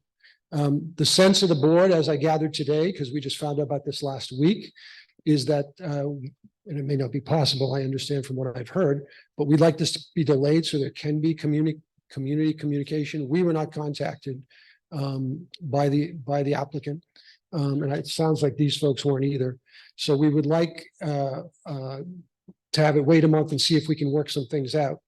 I think the easiest thing for the neighborhood is to turn it down for all the reasons that were stated earlier. My sense is that a lot of the board sort of is a little biased towards, and maybe in a good way, getting businesses open, helping people run businesses, et cetera. If that's what you decide to do, I definitely would strongly encourage stipulations of the kind you put on Bleecker Street Bar. I think it was 4 security people at closing time. There were things, no velvet ropes. Music was checked inside by a technician. There was a specific decibel level that was allowed. And they tested it from our building. Bleecker Street Bar, I know one lady said she heard music out the back at 4 a.m. I'm sorry that happens. It's a terrible thing. I put up with it for 20 years. I'm not dying to do it for the next 20 years. But we haven't had huge problems with Bleecker Street, partly because of the stipulations you put in. Good. So I'm not speaking out in favor of this application. However, I am speaking out if you decide to let this go, the hours have to be much shorter and all the stipulations you put in on Bleecker Street need to be put in. So I guess I'll leave it there and I'll report back to the board. Thanks. Great. Thank you. Hi there, good evening. I'm Jen Beeshan. I am directly next to this bar. I heard about it from a fellow neighbor. And my initial reaction was, I wasn't sure. I think that we should be taking into consideration the person who's applied for this, who is a responsible business owner. I'm a New York City certified artist. I work and live in NoHo. I have for decades. And I happen to support nightlife. I think it's a big part of New York's fabric. I think that we should be embracing new businesses, new job opportunities for people. I find the daytime more hectic in the neighborhood than nighttime, to tell you the truth. I live directly across the street also from Zero Bond. There have been zero issues. I'm on the second floor. And so I really respect my neighbors. I see everybody, and I'm sorry if my position is different from people that may have invited me tonight, but I feel strongly in support of nightlife. And I think that this operator in particular should be paid attention to, who has a long-standing history, not only as a neighbor, but as an operator that has been successful, and I welcome it. So let me just ask you one question. Where do you live? I live at 1 Bond Street. At 1 Bond. And then could you just do me one favor and fill out a speaker card? I filled out something up front, but I can do some. Just Yeah, my name it's there. like Sure. this, you have to get one from up front, but if you could, or do you have one? Okay, great. Thank you very much. And I think I need a speaker card from you. Okay, I can fill one out Yeah, after sure. this. Thanks. That's okay. Go ahead. Yeah, sure. Yeah, I guess I'm new to the neighborhood. I live on 1 Bond also. And what is your name? Jordan, Last name? that's Guy, Go ahead. ex-special forces, 20 years, multiple combat deployments, blah, blah, blah. I'm pretty new to this neighborhood, but I've seen, this establishments that are obviously well-maintained and not well-maintained. This business owner has, he has a higher pedigree of business. I think people are saying bar, and it's almost like it's just this, it's this terrible place, but I mean, there's bars and there's bars. So Zero Bond, it's run well, it has a good pedigree of business. This applicant also, the Thompson Hotel is very well maintained. It's a high pedigree, and I think it's a welcome addition to the neighborhood. Okay. Thank you. Just if you could fill out the speaker card, I'd appreciate it. Oh yeah, where do I get the card? In the back, yeah. Thanks a lot. I think is that everybody from the public on this application? Okay.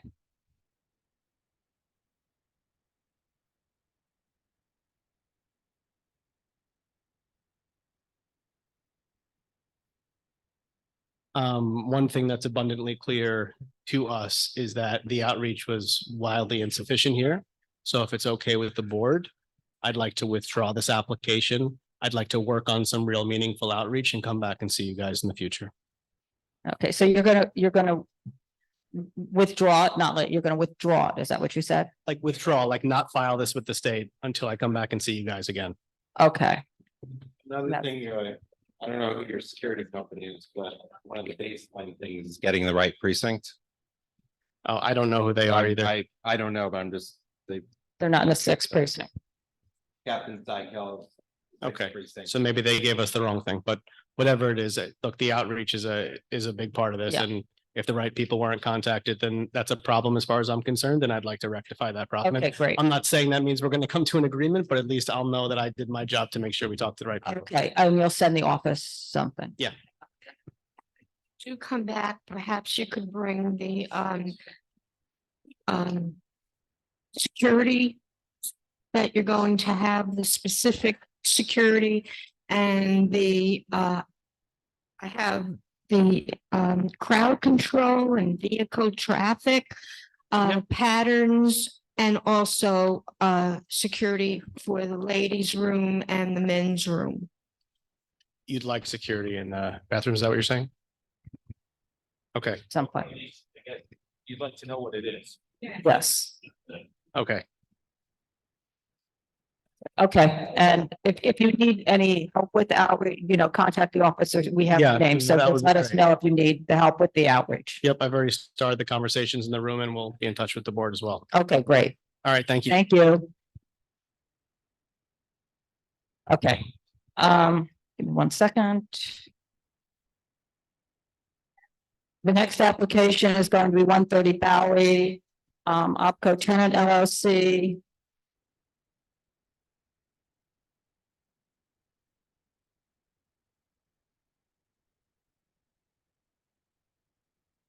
If you could just take it.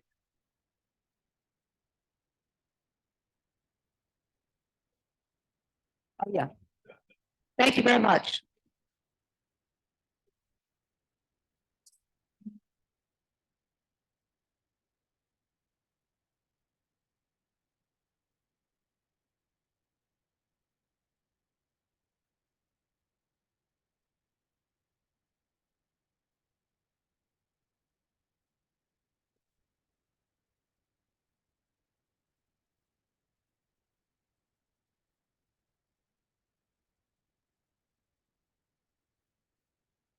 Okay. Joseph Levy here on behalf of the applicant at 130 Bowery. This is the Capital space. And I think everyone's familiar with that space and how it operates. Private event venue, catering venue. Everybody, I can't hear up here, so if you could just take your conversation outside, please. The lovely night, yes. Okay, go ahead. This is the Capital space. I have with me my client, Max Quattrone, one of the principals of the entity that's applying for an on-premise license here. This is pursuant to an asset sale. His group is taking over the space. They're buying the assets of the building. One of his partners is actually purchasing the real estate, and they are taking over this building. They're going to continue to operate it as the catering establishment that it's been for not sure how many years, 20 plus. They're just going to be revamping the menu, injecting some new life into it, and hopefully doing something new and interesting there. Max and his team run Crown Shy, Saga, and Overstory downtown in the financial district with liquor licenses, Michelin star. What was it? Could you repeat the name of that one? Crown Shy. Okay. Saga Okay. and Overstory. Okay. At 70 Pine Street, downtown in the financial district, Community Board 1. They've run those places for years. And they're very good, very responsible operators, Michelin star to their credit. And they're looking to bring their culinary talents and their abilities up here and give a little, redo to the Capital space. all of the prior stipulations that were agreed to with previous ownership at 130 Bowery. We are prepared to agree to the same exact stipulations. You'll see in terms of outreach, 70 signatures, 26 very close, 1 letter in support, met with a number of groups. And if you have any questions, I'm here to answer. The hours, Sunday to Thursday, 9 to 2, Friday, Saturday, 9 to 3, no Correct. TVs, no outdoor, doors are closed at all times. Correct. Let me just see if there's And we'll continue to operate in the same catering, manner. full service catering. There's no outside, no backyard, anything. We did that. No sidewalk cafe. You won't install French doors, operable windows or open facades, won't make any changes, comply with the permits. I think that's it. Does anybody on the committee have any question?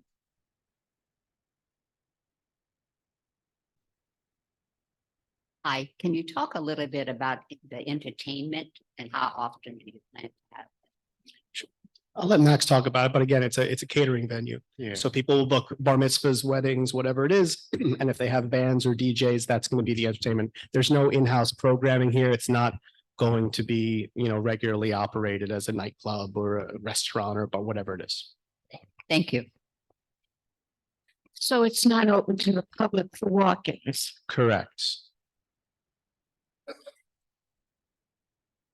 Hey, so talk to me about the windows that are open according to the application.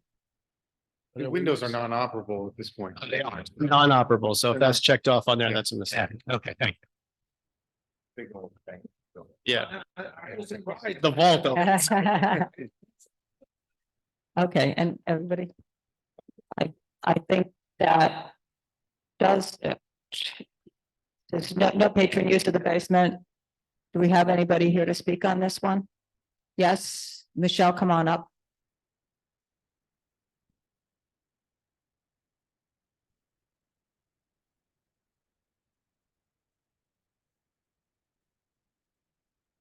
Would you fill out a card for this one? Okay, go ahead. Whoops, I think I just killed it. What did I do? Okay. Thank you. All right, so we had a meeting on Zoom with the applicant. And if they do everything they say, and it sounded good, and it's not like, the other spot. We approve it as long as they do everything that they were supposed to be doing, that they said they would be doing. And the hours is still something to be negotiated. We like 12, maybe 1, but no later than that. And as for signage, seeing as that it is a historic landmark, I don't think there's supposed to be signage on the building. I didn't know where you're gonna put it.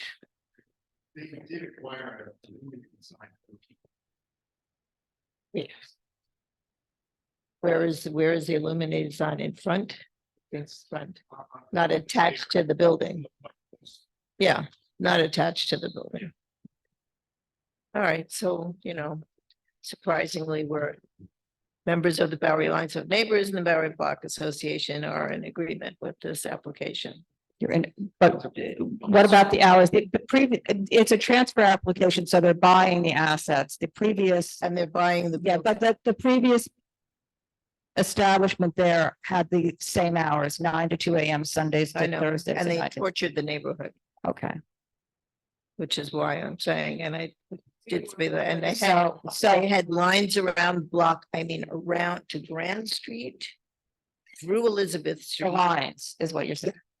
So they say there's not going to be lines. Talk to us, Michelle, please. Sorry. Good, not going to be lines. And and that the hours would be less because the hours before would really, So they've talked to you about lines. Okay, that's, well, no, neighbors spoke about the lines and they said that they weren't going to have lines. all right, I'll ask. Nor the monstrosity that is in front of the building right now. Which is. Not the Bowery, no. Which is something that they had, the Capital had put on.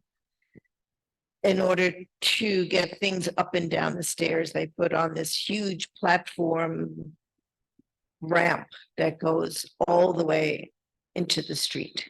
I mean, it's humongous. I've never seen anything like it. They did say they wouldn't have that. I shouldn't talk to them. They did say they wouldn't have that, or they would, you know, streamline it somewhat. That's it. Okay, thank you. Is there anybody else? Well, I just want to make sure. Is there anybody else here that wants to speak on this? No. Okay, go ahead, guys. Respond. I mean, we're not able to budge on the hours for buying the assets of this space. It's been around for a long time. Sorry, place has been around for a long time. People understand the events that they can have there and the hours they can have those events. And they're going to have parties looking to be booked that are going to end at 12 or 1 o'clock that require the place to be open later than that so that they can close. So they need the flexibility. Are they going to be programming things till 3 o'clock in the morning every night they're able to? No, of course not. But they need that flexibility, and we'd like to maintain it. And we've shown we've been able to be good operators at many other establishments in New York City. And we're looking forward to bringing that level of professionalism here. So talk to me about the line management issue that you raised, because I know it is true that on the previous operators, you know, sometimes shows or people waiting into some of the parties late or some of that, there would be lines out there after midnight, you know, around the block. Yeah, we've talked about it, and they're planning to queue everything inside, and they're planning to stage things, and they're going to be overstaffed, if anything, to ensure that that's all managed inside.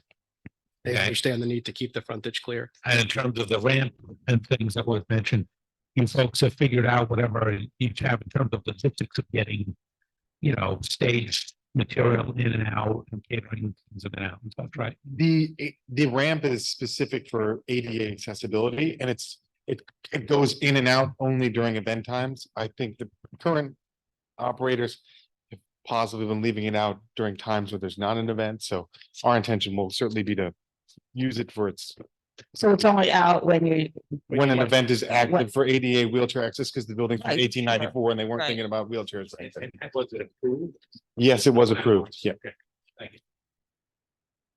Because it's not. Yeah, I just wanted to make, I mean, I assume you're willing to adhere to the security plan, because that's really the big issue is the front of the house, particularly with the traffic. Yeah. And one of the things which does not happen often, but is when you have events where people have their own vehicles and they double park and even triple park outside, and that's creates big issues on Bowery late at night. And not, you know, unpredictably creates big issues, meaning, you know, some nights the traffic can be really bad. And when that happens, that creates a big pile up. And that is, I think, the biggest impact, one of the biggest impacts that I've personally seen there is when that occurs and it creates the horn honking and everything else. So that's the biggest issue. And that ties into later night events, because then the cars just wait the entire night. Well, we're happy to stipulate. And that's, again, I'm sure you hope you get those events. And at the same time, just being mindful of those events, because that's really what can create big issues. And then again, like Cormac and Michelle were saying with the lines, outside of that, most of your events are not their corporate events, and they don't even go that late, and it's not an impact. But it is those events which are, I'm sure, good that you like to book, but those are the ones where it's much rougher around the edges that people end up talking about for a while. You know, Well, to be on the safe side, we're happy to stipulate that between our traffic plan and our front of house staff will ensure that extra attention be paid to the front to make sure there are no cars idling, doubling and tripling parked, and try to keep things moving so as not to cause a disturbance in the neighborhood. Thank you. Anybody else on the committee? Are we good? Okay, I think we're good. Thank you. Thank you.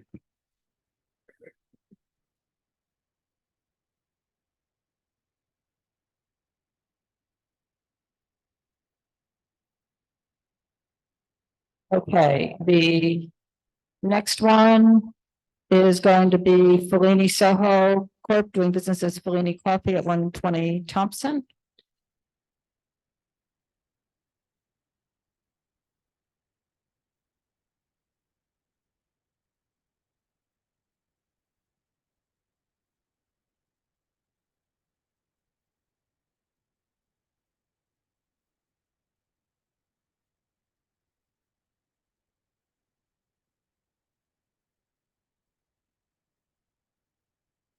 Michael Kelly representing the applicant, Franco Noriega is the owner. This is a tavern wine application. I think you have to speak a little. I think you have to speak more into the microphone.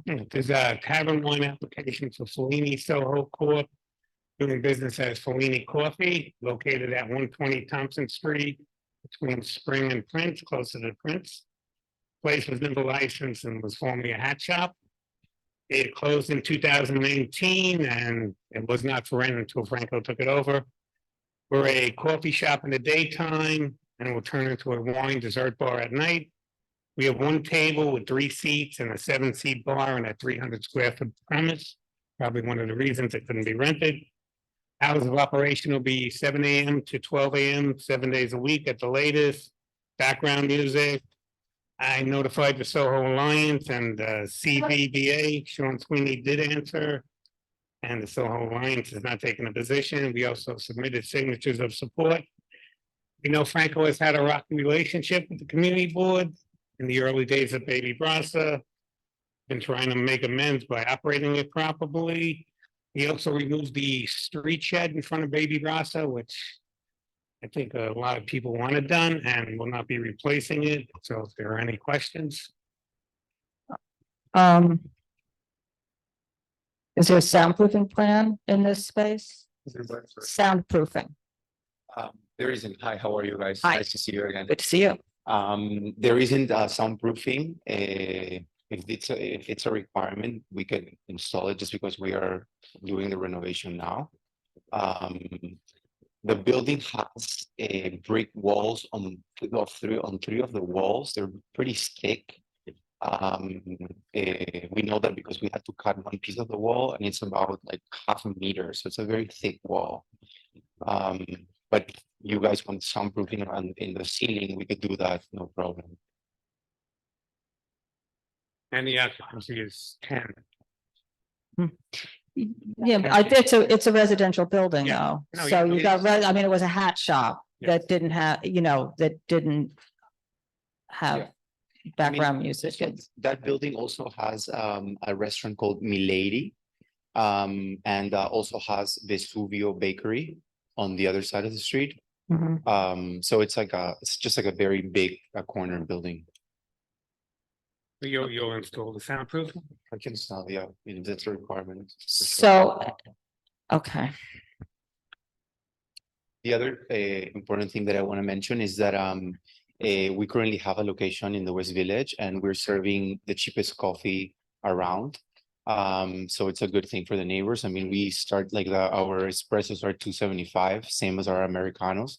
And our cappuccinos are $4, which in New York is average cappuccino is $7. So we're very much under value. Under market value. And we're serving Italian coffee. So it's like very high quality coffee for a cheaper price. And that's kind of the model of the business in general. Okay, so. I assume the prices are higher when you become a wine dessert bar at night, right? Not really. I mean, the wine that we're thinking like we're going to price the wine at $14, which is also $3 cheaper than the average wine glass in New York. So we want to be like a neighborhood place. Okay, but not $2.50 or something. I understand you want to be a neighborhood place. I want to make sure you don't become a destination for cheap eats. That just lots of people come to, right? Look, the decoration will be, we're gonna like cover all the walls in wood. So the decoration is gonna be like upscale in a way. So I don't think we're gonna attract the type of customers that you're talking about. I think it's gonna be a more upscale place, but an affordable place for people to have a drink or have coffee. Okay, thank you. I mean, Cormac started off earlier with stipulations. Do stipulations apply to you when you run your businesses? Do you follow them? Yeah, of course. I mean, that's not true. You have DJs at Baby Brasa? No, not really. I mean, unless we have. an Yes or event. no? Unless there's an event, like if there's a buyout. Yes or no? If there is an event and there is a buyout for like a specific clientele, we do. Okay, so that's against your stipulations. I thank you for telling us that. Okay. You have live music at Baby Brasa. We haven't had live music in more than a year since we removed even actually more, but we came here actually more than a year ago to do the place in front, the Italian place Tivoli. And I'm just asking have you had live music at Baby live Brasa? music during the pandemic? Yes, we did. And before or after the end of, I mean, I don't know when the pandemic Before, ended, we've been but. there 7 years, but I can tell you Okay. that, we used to have live music in the pandemic. Okay, and did you sign stipulations to get your liquor license at Baby Brasa? I'm assuming I had to sign something in order to get it for sure. And you did, but I mean, you didn't follow any of them. Well, the pandemic was a very gray area in general for all of New Yorkers. I mean, we were also. But even before that, Before that, I cannot recall. were you padlocked by the Department of Consumer Affairs at your business? Well, I'm asking you again. I'm here for this application, not for this. Yeah, but we recommended that your previous license be denied on Well, your clearly character. didn't work out We've then. done that so infrequently, I don't even think we can count it on one Okay, hand. but I mean, at this point. That going was back not to this brought up conversation by the liquor one more authority, time. which we're going to be addressing directly with the chair of the liquor authority, because they didn't have your last license heard. But you saying you've dealt with it already, but your Instagram shows differently. You don't care about anything. You've repeatedly defied the laws of New York City and any enforcement agency, and now you want to move into a residential neighborhood. So Completely residential, and you want to subject your neighbors to that. So a couple of things. We've been in business for 8 years, and we've been in this community and in front of you guys a couple of times. Every single time we've come here, you've asked for several things that we have actually taken into consideration. The biggest thing being last year, you asked to remove the roadbed. We were supposed to stay with the roadbed up until the end of November, but we took that already more than 3 months ago because we heard the community board and we were also not using it enough. So we took it because why would we want the neighbors not to be happy? We've been operating Tivoli Trattoria for it's going to be a year. And we haven't had one complaint on that operation for trash or for music or for anything. We opened this coffee shop a couple of months ago and people really like the coffee. They're enjoying it. It is a neighborhood destination. There's a lot of neighbors, especially attracted by the price being super cheap, that you cannot get any coffee in the West Village or Soho for less than $7. So getting a deli price coffee that is actually serving Italian espresso and a very good machine like Marzocco machine, like the best machine that you can get, is already a big deal. So I think we are bringing value to the neighborhood. We're moving into a residential area. Yes, it is, but I am mentioning to you guys that there is a couple of restaurants right there. And we are not planning on its 10 seats. I mean, and if you guys feel that there could be a problem with noise from the neighbors, I am happy to soundproof the place. I am in the build out at this point. So if that is a stipulation you want to put there, I am happy to adhere to that. I've also grown up as a restaurateur. I was started when I was 26 and I'm 33 now. So I understand a lot of the concerns that come with growing up. And, I'm here to keep listening to you guys and to hopefully keep working because my plan is to keep expanding in New York. I've been here for 17 years, half of my life, and I love it. And I'm excited about the restaurant business and the coffee shop. It's got me crazy, which I have a lot of ideas. We're opening in Chelsea. I know it's not the community board that you guys might handle, but it's very exciting path. And we're also moving away from the restaurant and the whole operation and then the full liquor license into a more easier, manageable restaurant operation, which is coffee and wine. So hopefully, if there's any other questions about this specific, I would love to take them.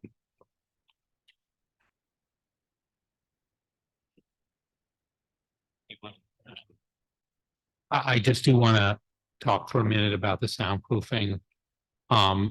I do think that you would need it, and you would need an audio engineer, right? Mike knows what we're talking about and things like this to really do it. The thing is, this is like the Baby Brasa building is like a standalone. Yeah.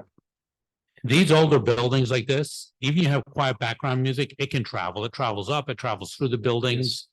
This was the hat shop. I know the space well. Wife and I used to shop there all the time. The space needs to be like mega soundproofed, right? This is not about picking on you. Anybody who wanted to go into that previously unlicensed space, I would be taking a stance with. So I just want to put that out. Look, and again, I'm happy to really soundproof. Another thing that is going back to soundproofing, around almost 3 years ago, we did a renovation for Baby Brasa and we soundproofed the building also. And after that, we haven't had, not that we had a lot of complaints about sound, but after these 3 years, we've never had a complaint for sound. So we would use the same company that already did the job for us. Okay, so I'm just gonna ask about the coffee place with the inexpensive coffee. How does the sidewalk seating work there? There's barely any sidewalk seating on that space, actually. It only has 10 feet frontage. Right, that's exactly. So I have pictures of tables all over and people standing all over the corner and that. You mean ours? But that's the other place. Okay, never mind. Yeah, if you go to 120 Thompson, it's basically the size of this. It's basically, there's no space. There's no space, Okay. and we are not planning on taking the roadway. I Okay. don't think we can do it either for roadway. So yeah, So there's no. Okay. I guess I could use. Hello. Hi. It's a small place. I could see people waiting online just to come into your place. How are you going to handle the lines? And also, are you having, I guess you'll have takeout and deliveries. So could you talk about the deliveries and the takeout and the lines? Yeah, look, I'm hoping that we have a line. So hopefully that's the case, and we're gonna try to manage the line as best as we can. We also haven't really delved too much into the delivery business, not with coffee at least, and it's not something that we're so much exploring. So I don't think we're gonna have delivery, so it's not a concern that we should have for now. So in other words, if someone called or went online and asked for coffee and cake and so on, you would not deliver to them? It's just that the delivery platforms cost 30% for restaurants. So for you to really deep dive into delivery, you have to have a business that supports that amount. It's not a big amount of delivery for coffee, so I don't think we're gonna do it. We also, we do deliveries in the other place, and we haven't seen a big problem with bicycles or a situation that could create a problem for neighbors around. He has one of them on 7th Avenue South, same type of coffee shop. And we're not doing delivery, but even if we did from the pizza place or from Baby Brasa, we are not seeing a problem with bicycles.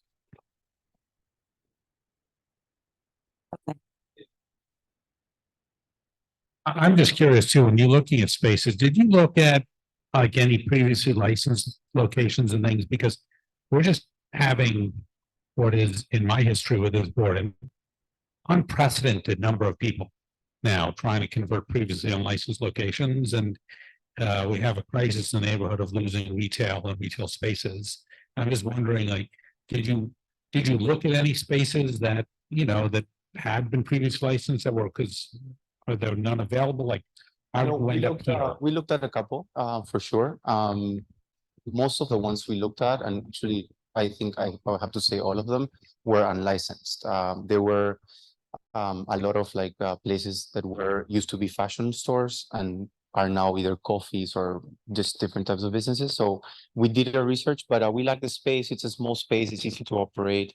We want to have, the plan is really to expand all over New York with a very small size footprint of a coffee shop. And we this space was perfect for that because it's very small. Are you putting in an operable window? Is that? Yes. So then So what is the idea that people will come and get their coffee to go from the People window in the and window. also come inside, or all your service will be through the window? Look, I mean, I think this, I think we're gonna have to close the window in the winter because it's pretty cold. So people are gonna have to come inside in the winter. In the summer or maybe in the fall, it's a different story because you're able to still do business with the window open and not make the space super cold. I think that's about to change in maybe a month, hopefully longer. But for now, I mean, I think it's gonna be closed, I mean, for the winter and then open again in the spring and summer. So just to be clear, it's not just an operable window, it's a service, so it's open use. It's open use, Open yes. use window. So That- there's liable to be a line outside with that. That is one concern, and I'm So gonna, there's also, if you know the area well, there's a place across the street called Drip Drop Coffee. Mhm. They are a very well-run business and they're very popular. They have a line every morning. But it's not a line that, you know, it's not people drinking, it's people getting coffee. So it's pretty quiet. Like you go, you stand in line, you get the coffee and then The block already suffers under this. issue. I don't know if it suffers. I think it brings a lot of life to the block. I mean, I think they also have a shed outside. They're like a big shed, around 20 seats. It's every day is super busy, but it's people with computers, it's people having croissants. I don't know. It's a different, you know, coffee. I mean, it's a different type of vibe. Yeah, it's just different. So the customer is quieter. They're there to work. It's a computer. It's like reading a book. You know, it's not a loud type of clientele. so there's not gonna be any chairs outside. You're not putting a bench outside. You're No. not putting a table outside. There's nothing outside. Nothing else. Because my concern is this is a residential neighborhood, it's a beloved hat store. And I mean, we won't because honestly, we have no space. That's the main reason. But also just for you to know, right next to me, which is Milady, they have maybe like 25 tables on the corner. And they're very well run also right next to the wall, but you know, and that the place is packed and it's not loud, it's not noisy, it's just, you know, people having dinner. It's also right next to the Dutch across the street. you're saying everything, actually, that is my. All this sorry? Well, but what I'm saying is. area that we get the letters from the residents, you don't get those letters. We get those. I letters understand. From the residents that have Saying the all this- noise outside and it causes quality of life issues for them. And so then But you're we're- adding, let me just finish, you're adding one more space that is not just a coffee shop, it's open till midnight. For people to go in and have a glass of wine or stuff. And I'm looking at, you know, I have pictures of your place on 7th Avenue. And the sidewalk seating is all over the place there. Now, I know you said you have no outside, but it's again, you know, as Carter was saying, there's a whole history with Baby Brasa. Yeah. That we can move, I'll move on from that. Thank you. Okay. I just want But to ask you a now, let me question. just finish it, then you can, I'll certainly let you respond to me. But now I'm looking at the photographs of what's going on at Fellini's with tables all over. Yeah. And it's another pattern of not being respectful to the people that are trying to walk down a sidewalk that can't do that because your patrons are not being managed and are all over the sidewalk. So my concern, even though you have no outdoor seating here, Is that- my concern here is about the line of people, about the open window, about the service through that. There's a place up on 8th Avenue, not on our community board, that serves people all the time through the window.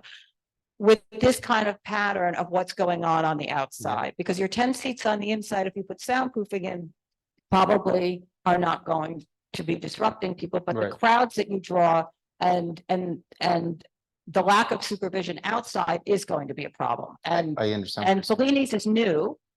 As you know, we were not called up at the liquor authority for that. We opposed that one, but now when I'm looking at this is. I have a question for you though. I mean, I appreciate the fact that you want to move forward for something that happened more than 3 or 4 years ago. Have we had, as a community board, I'm saying, because we are now super in contact with the Perry Street Association. Actually, we were introduced, I think, by you guys to the president of the Perry Street Association. Have you had any complaints in the past 3 years, 2 years after, like, you know, I mean, of course, the pandemic, but in the past, have you had any complaints as a community board? Yes. Yes. Residential groups in the West Village. I'm saying for the operation of the restaurant Baby Rosa specifically, which is something that we always go back to.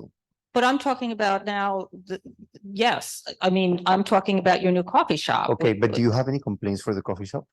I have a letter from residents in front of me here with exactly what I'm addressing with you, which is why I'm addressing it with you, having to do with all the seating outside and the fact that you can't pass by on the sidewalk, which is why I'm bringing it up, because it still, as we're trying to move on, Yeah. still goes to a pattern. Sure, I understand. And so other people have seating outside that is at least contained. This is not contained. It's not being contained. So you're asking to come into a residential neighborhood that by your own account already has all these places that we get letters about because of all the saturation. And I am just going to say, I don't know what assurance I have looking at how Fellini's is being run, that something is not going to happen here, especially with an operable window in there, and especially with your popular reputation that will bring people to get inexpensive coffee and what that's going to do. Okay, just to respond to that. We are in charge, we are in communication with two groups that run basically that block, Perry Street and Waverly Street. These are very tight organizations, and these are run by the Waverly Inn, you know, like restaurant that is also across the street. There's like a whole community of places. So whenever there's neighbors that are in direct contact with our business, we are the first ones to get those letters. And as we've grown and the popularity of the coffee, of course, it's cheap coffee, so people are getting it and it's becoming popular. Have ascended. We've like gotten another trash can, for instance, to make sure that the trash is contained. We've done things that are, in other words, we're working with a neighborhood constantly in order to not have these complaints. So if there is a complaint, and I've made this also available before, I am happy to, you have my email, you have my number. You can share this directly with any of the neighbors so that we can try to figure out a way to operate better for them and for the community. I think we have improved a tremendous amount in the past 8 years, and we're planning to do so more. And with growth comes more, you know, responsibility. So I'm happy to take them. Hi. Mentioning, you said the Perry Street Block Association? Yeah. Establishment is so further south. So what is your connection with Perry Street Block Association? Well, we are in the corner of 7th Avenue and Perry. And this space is also in the corner of 7th Avenue, Perry and Waverly. I'm sorry, you're talking about 120 Thompson? No, 120 Thompson is just super far away from that, but we're talking about the other places. They're both in Perry Street. So Yeah. one is on Waverly and Perry, and the other one is in 7th and Perry. Yes, I'm familiar with it. I just got confused with 120 Thompson Sorry. between Spring and Prince, and I'm throwing in Waverly Place and you're throwing But in we're Perry going- Street. Sorry, it's because we're going back to the restaurants that already operate on these other streets. So these are Perry Street and Waverly Street Association, which are where two of my restaurants are living, both on Do you Perry. supply them with coffee during the meeting? What do you do with the Block Association? Well, we supply coffee to all of the AA meeting that is across the street from us, for instance, on Perry Street. We also take care of the tree and the homeless situation that was horrible during a lot of years, especially when the bus was still there. All the homeless would be living right across the street from the bus. So we take care of that part. We water that because there's no watering to that part. So we water it, we take care of it. We take the trash out. So we take as much care of the street as we can. And we talk with these two associations in terms of neighbors, because there's a lot of neighbors. And I'm also happy to see that most of the neighbors that come here constantly are not here anymore, because we are also working to make sure that their lives are better. So we've done an improvement, I think, in this, 8 years as being a restaurateur, and I'm still happy to keep growing. So Carter, specifically to you, because I know I'll be seeing you. Just one second, before you even. Before you even, let me just. Okay. Look, I mean, every time you come here.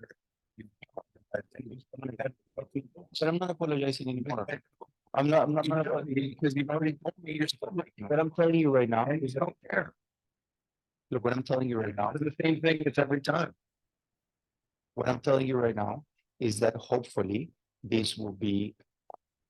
Like we can move away, just like other people from the board are moving away from issues that happened in the past. And then we can focus on what's happening from here on. And if there's anything that you guys still want me to resolve, I'm happy to do. You have my phone number. And if you don't, I will put right in a piece of paper. You have an email. If there's any complaint from any neighbor, I am the first one that they can call and we'll fix it. That's all I can say. Hopefully you can come enjoy Fellini. It's cheap coffee and it's delicious. It tastes like chocolate. So let me talk to you about that, about the neighbors, because it's all very interesting about whatever your relationship is with the other. I'm looking at this applicant, Thomas Street. I'm seeing a petition with signatures from 6 people who live on Thompson Street, 1 who live in your building. Yes, 2 people from living in the building. Cool. I see 1, but okay. 20. B, which sounds like it's in the back, but I don't really know the number in this building. Okay, so my point is a lot of people live on Thompson Street. What else has been done in terms of outreach? Because this is not a lot of people so far. We also notified the Soho Alliance and the Central Village Block Association. They didn't ask me. Sean Sweeney sent a letter to us and to the community board. I see. They had no comment on that. Yeah, but that's not, it doesn't seem to me like Thompson, that this block of Thompson would be there, so.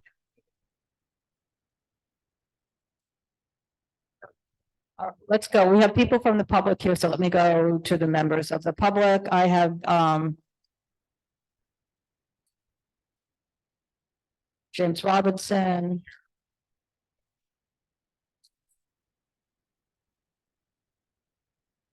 Would you fill out a speaker card?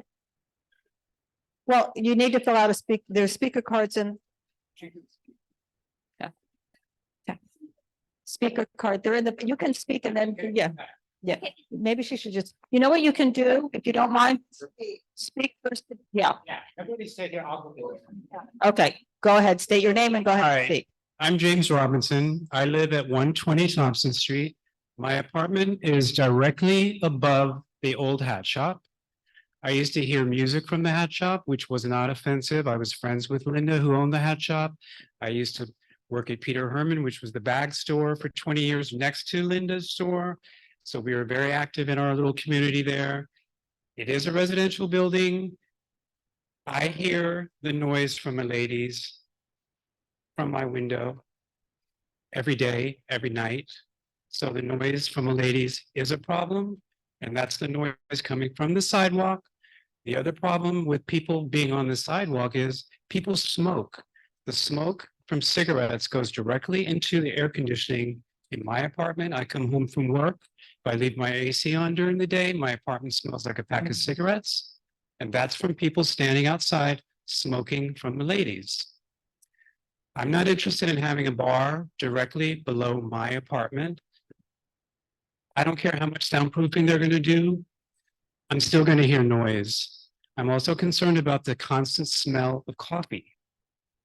That's a very real thing. They're going to be making coffee all day long. The smell from the coffee permeates through the ceiling, through the walls. I don't want to smell coffee in my apartment.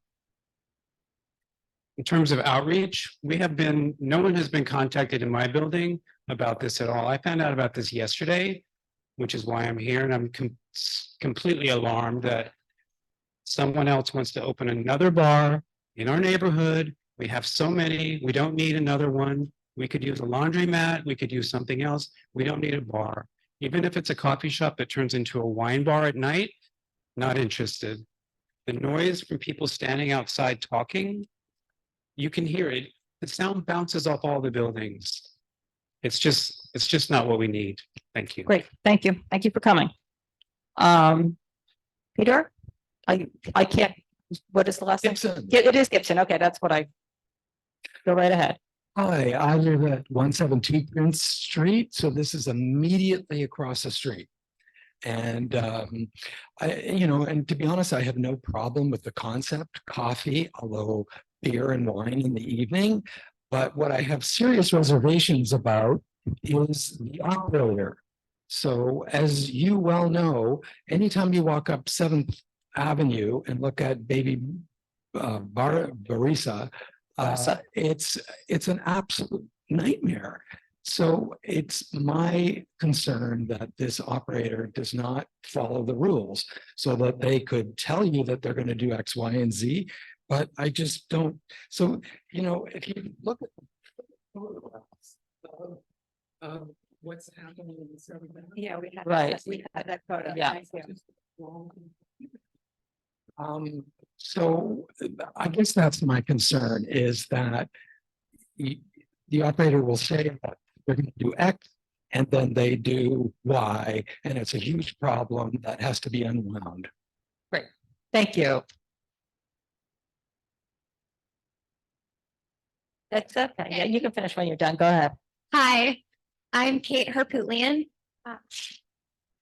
Sorry, I'm very nervous with the public speaking. Go ahead. Oh, okay, this is fine. Okay. I live at 124 Thompson. I've lived there since 2012. We have been getting a lot of noise from the ladies. It's just the way the noise bounces off the buildings. So adding in another bar is just a coffee shop / bar is not ideal.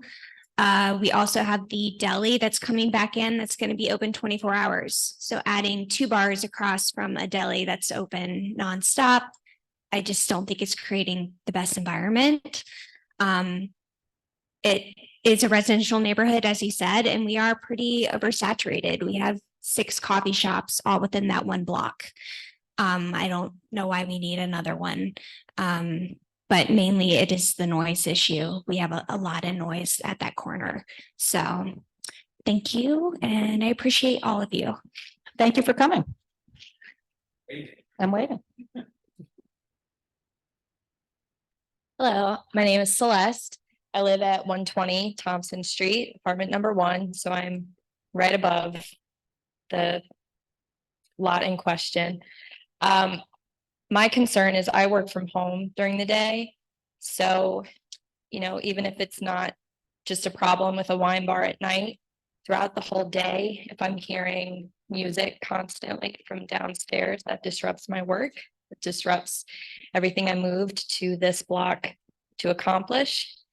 I would like to see more retail in the area. Like everyone's already said, it's very oversaturated. There's coffee right across the street. There's coffee 2 doors down the whole block. Maybe the coffee is delicious and tastes like chocolate. That's great. I would try it in another location. This would not be suitable for me as someone who works from home during the day. And it's not just myself. I hold client meetings throughout my entire day at home. So this would disrupt client meetings that I would have as well.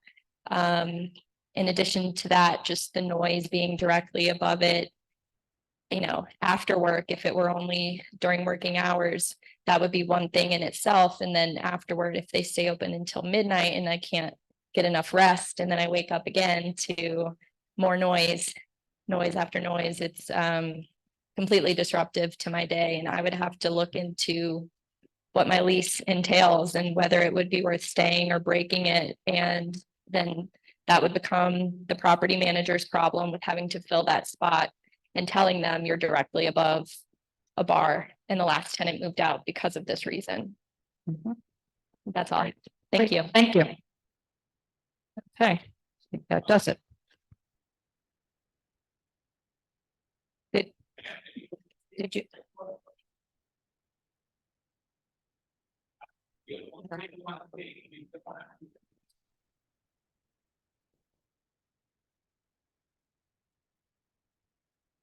name is Ann Gottlieb. I live in 1 Washington Square Village. I've been in the village for 57 years. And I've been here a long time. And from the time I was married, the village has really gone down. And it's not just, I know these, I know, yes, I know these, I know the operation, it's a very successful operation. The young people also have a responsibility too.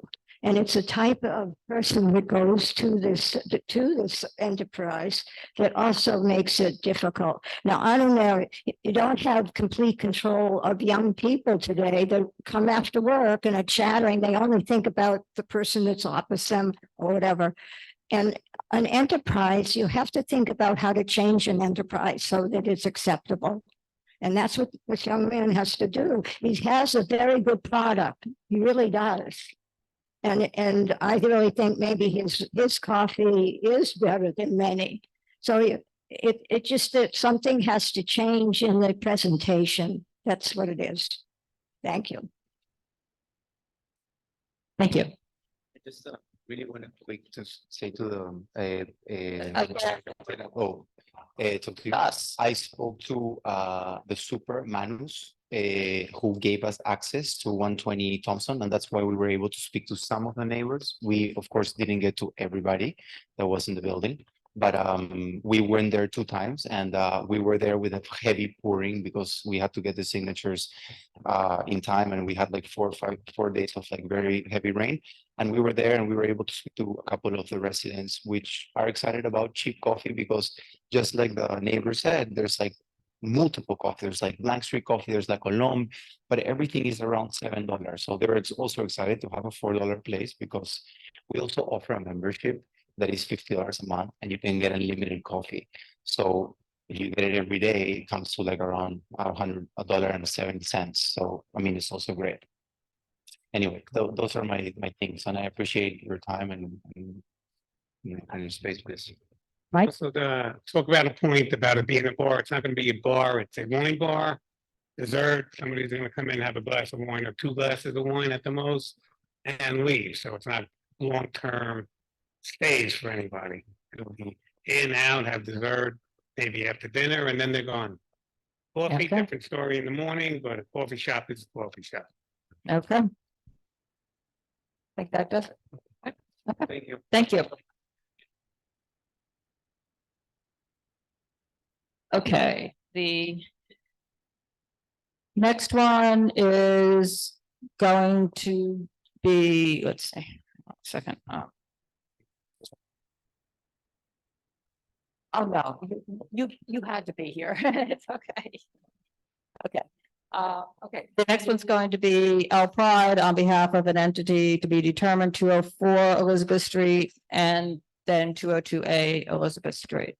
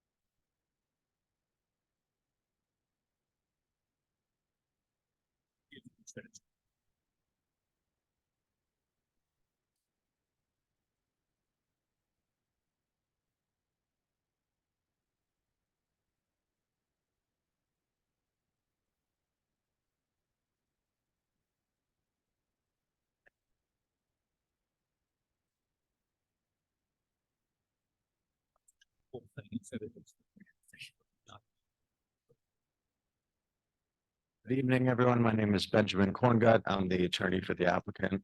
I have with me here tonight, Lyndon Pride, who is principal. This is an application for an on-premises liquor license at 204 Elizabeth Street. Lyndon and Natalie, who is going to be Lyndon's partner, own 2 other businesses within CB2, Cafe Dante on McDougal and Cafe Dante on Hudson. So I think you're familiar with both of them. This is gonna be a full restaurant, wood-fired oven pizzas. We've submitted a copy of the menu. It's gonna be similar, more similar probably to Dante and Hudson. It's a new building, so the building previously housed public restaurant. It was subsequently demolished. It's been rebuilt. And so it's currently vacant. The entire building is vacant. He's going to be hopefully the first tenant in the building. And ownership sought him out intentionally because of his track record. Linda, do you want to say a little bit about the project? Hello, nice to see you. So the landlord is the same landlord I have here on McDougall Street, where we've been for 8.5 years. And this, as Ben mentioned, it's a rebuild of an old space. Well, I think you might be familiar with the building. Previously, there was a restaurant that straddled the two buildings, and this is a small, very small portion of what that restaurant was. I think more their bar area. I'm very familiar with the space. I worked there at that restaurant for 4 years prior to opening Cafe Dante when it was public. So I spent a lot of time on that block between 2010 and 2014, and the opportunity to open another restaurant there is something that's very exciting to us because we, I guess, know the neighborhood and know the landlord, spend a lot of time there. And recently we opened a restaurant in California that was based around a wood-fired pizza oven. And that's something we want to implement here. So the hours, The hours are So lunch and dinner till 2 a.m. 11 a.m. So 2 a.m. 7 days a week. That's correct. Yeah. And is there let's see, background music? Just background. Yeah, just ambient. Any operable doors or windows like French doors, folding doors? No, just entrance, just a front door. Just a front door. And tables, chairs? There is a floor plan there. It's about 100. Oh, it's about 100 seats. It's 21 tables, 82 seats, one bar, 13 seats, plus 9 at a food counter, 104 seats. Correct. So, do you have the certificate of occupancy? So, yeah. So it's currently. I spoke to the landlord today. It's a new build. It's a new construction building. So they're about to get their TCO. And then once that's issued, they're going to apply for a change in use to get it changed to eating and drinking establishment. With a place of assembly? With a place of assembly, yes. So when I'm looking at this plan and I'm looking at the circulation diagrams and I'm looking at the ground level. Oh, yes. Yeah. And you enter on the right-hand side. Yeah, this is the full plan here. This is that. Is that, what is this? And are there doors that go into that? Yeah, that's actually part of the retail space next door to us, and so we don't have any access. That will be soundproofed glass. It's it looks. It's like for some reason it looks like they're doors, but they're not. Yes. Okay, so there's no doors to the next. They're windows. Yeah, they're windows. It actually goes onto the tenant space next door to this space. And okay. I'm confused about where exactly, and then you have seating on the outside.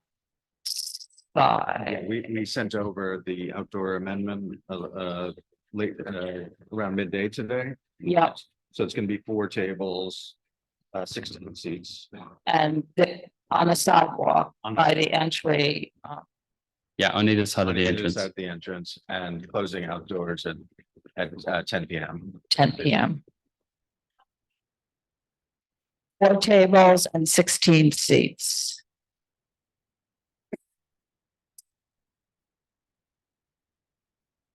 Okay, and then outreach, did you do outreach to? So I contacted the 2 people listed on the CB2 block Eunice Lee was listed as the Elizabeth Street Block Association. I didn't have any luck getting in touch with her, so I reached out to Wiley Stockler. He was also listed as the No Leader Block Association. Okay. He did come back to me, but said he wasn't presiding over the space anymore.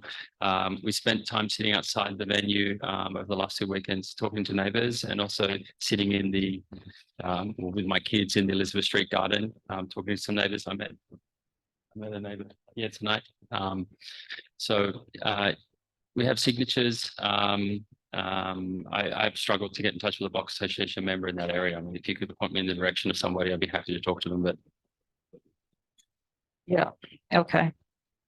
Anybody from the committee have anything?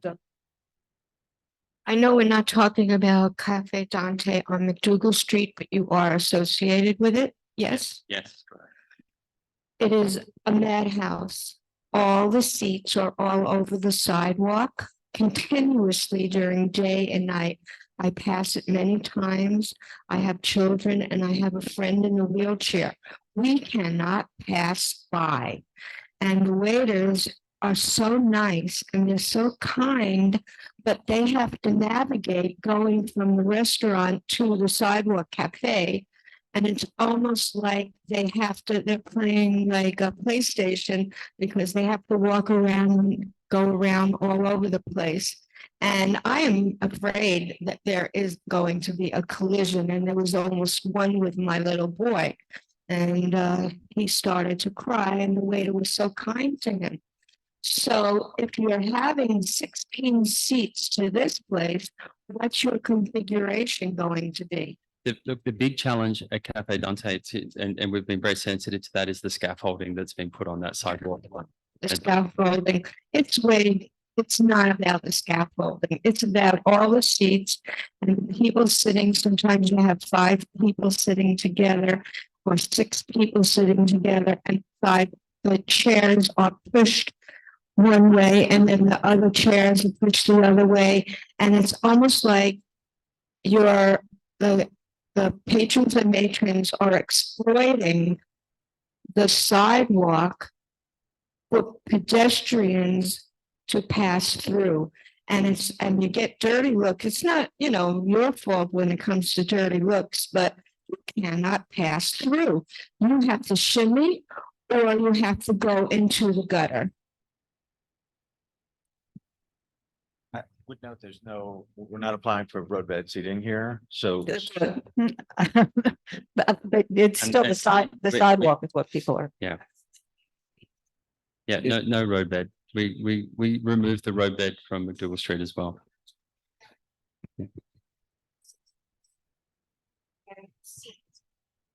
Sidewalk of the digital. It's not about the Can I ask if you had the same problems before the scaffolding? Because I know the scaffolding's been up for some time now. Yeah, it's been up for about a year and a half. Well, you have an illegal extension of your outdoor dining that I noticed a month or 2 ago in front of the premises next door that you rented. And you extended the Dante that exists now in front of that. That's not allowed. There's been 3 tables there, yes. Right. My understanding is, and I'll clarify that, but I think that because the space next door was rented with the application for a temporary liquor license, that they would be granted the ability to put the 3 tables in front of it. Oh, were you serving from inside of that location? No. Okay, so you're not, because you can't serve it from another business. That can be removed. That's not a problem. But I think that speaks to precisely what Lois is, and we've had complaints from neighbors on that block as well, with extensive noise and also noise in the back outside of the building. I don't remember the exact details, but there are quite a few complaints that came in, and I don't know if you remember all the details, but there were complaints with respect to that. We have a letter of opposition from the Elizabeth Street Block Association as well that they had submitted to us. Maybe you can put me in touch with them, because like I said, I mean, it's Elizabeth ST Block ASSOC at Gmail. that's who had come from. I think, yeah, as Lyndon said, we'd love the opportunity to speak to them and have to sit down with them.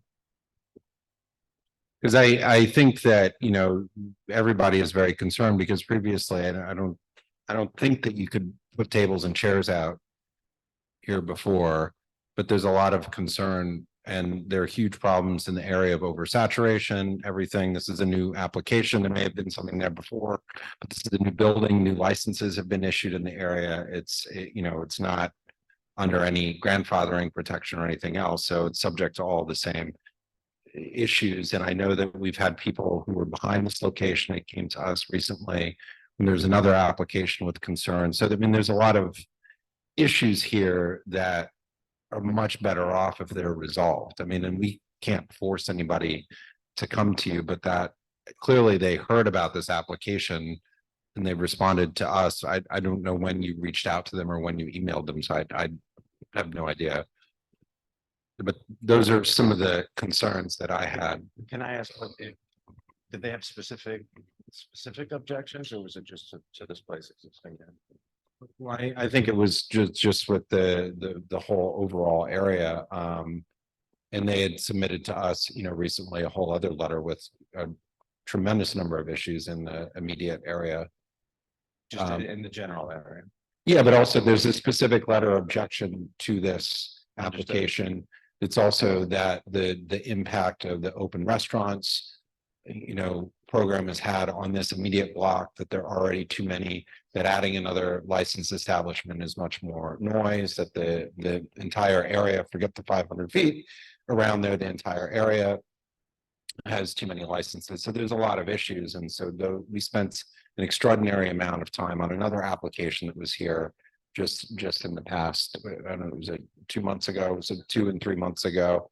So, you know, there's issues here. I mean, you know, and I think that the way that this is being presented to us, it's 2 applications, not just one. It's adding 2 new liquor licenses. So they're open issues. It's difficult for us, I think, to go through all the issues because we're not the ones who are immediately impacted. It's the people who live in that immediate area who have that impact. And so that's the concern. I mean, from what I just see from this stuff, and it's a concern just of what Lois had raised as far as operation of any outdoor areas and the fact that this is an open street and everything else. So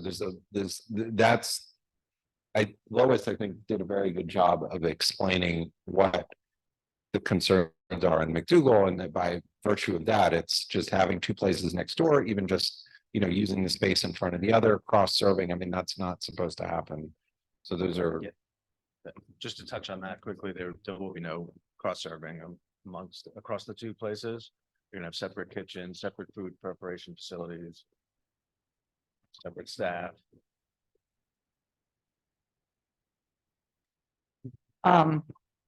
Yeah, so the letters that the letter that goes back on why don't we go to the public? Lisa? Hi again. Hi. Yeah, am I good? You can hear me.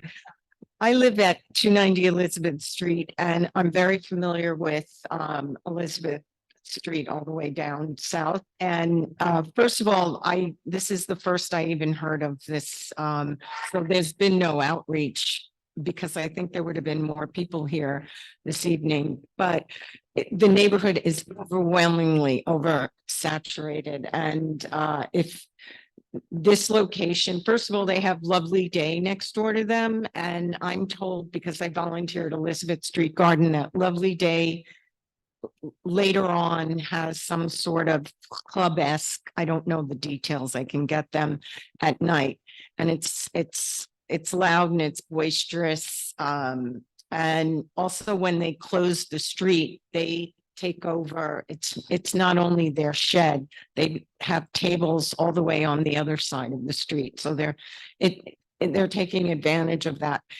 The block is bordered by Spring Street, which has Sweet and Vicious, Big Bar, and restaurants and bars all the way past Lafayette Street. It's packed. Mulberry Street is packed. We have a big issue now with Prince Street Pizza on they put these huge neon lights of the Italian flag above the restaurant. There's garbage cans all over. And the problem with that is people don't use the garbage cans because they take their boxes of pizza and they go around the corner, or it's just garbage, noise, Ubers. There's a marijuana store that opened conveniently next to it. So you get your pot and then you get your fix of pizza. There's just so much going on in that area, and it's supposed to be a community. It is residential. The garbage on Elizabeth Street now, sometimes I'm shocked. Like the corners are just overloaded with garbage. It's a mess. And then Kenmare, that's becoming full of restaurants. Pasquale Jones, this pizza parlor, Nolita, he wants to serve wine. It's packed. It's packed. And, how much, what kind of quality of life do we have? And I can speak from experience. I have Tom and Jerry's bar on one side of me and Roth's on the other. And it's a constant fight for me to ask Tom and Jerry's, shut your door. When people come out of the bar, they always go right. They're right underneath my door.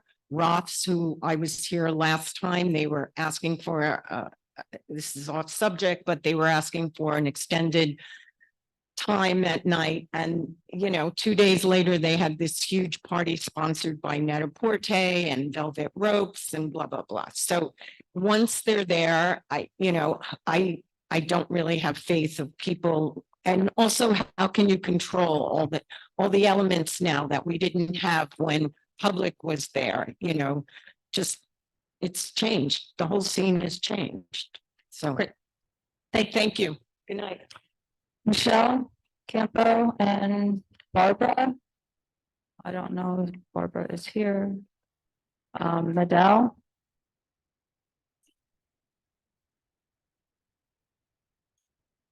I'm not touching that. Okay, for all the same reasons that this woman just spoke of. And as for seating on the sidewalk is not that big. I don't know what they're talking about. At Lovely Day, they have 2 tables on the sidewalk and you can't get through. I mean, really. And I saw something in here about wood-fired pizza. I didn't know that that was even legal to do, to have a wood burning, oven. And also there was no outreach done to me. And as for it not being a historic district, well, it is a historic district. Thank you very much. I wish people would realize that already. And I think this would just overwhelm the area. It is a residential block and the area is becoming a cacophony of just noise and people hanging out all the time. There's nothing neighborhood, about the places that are opening. Thank you. Okay.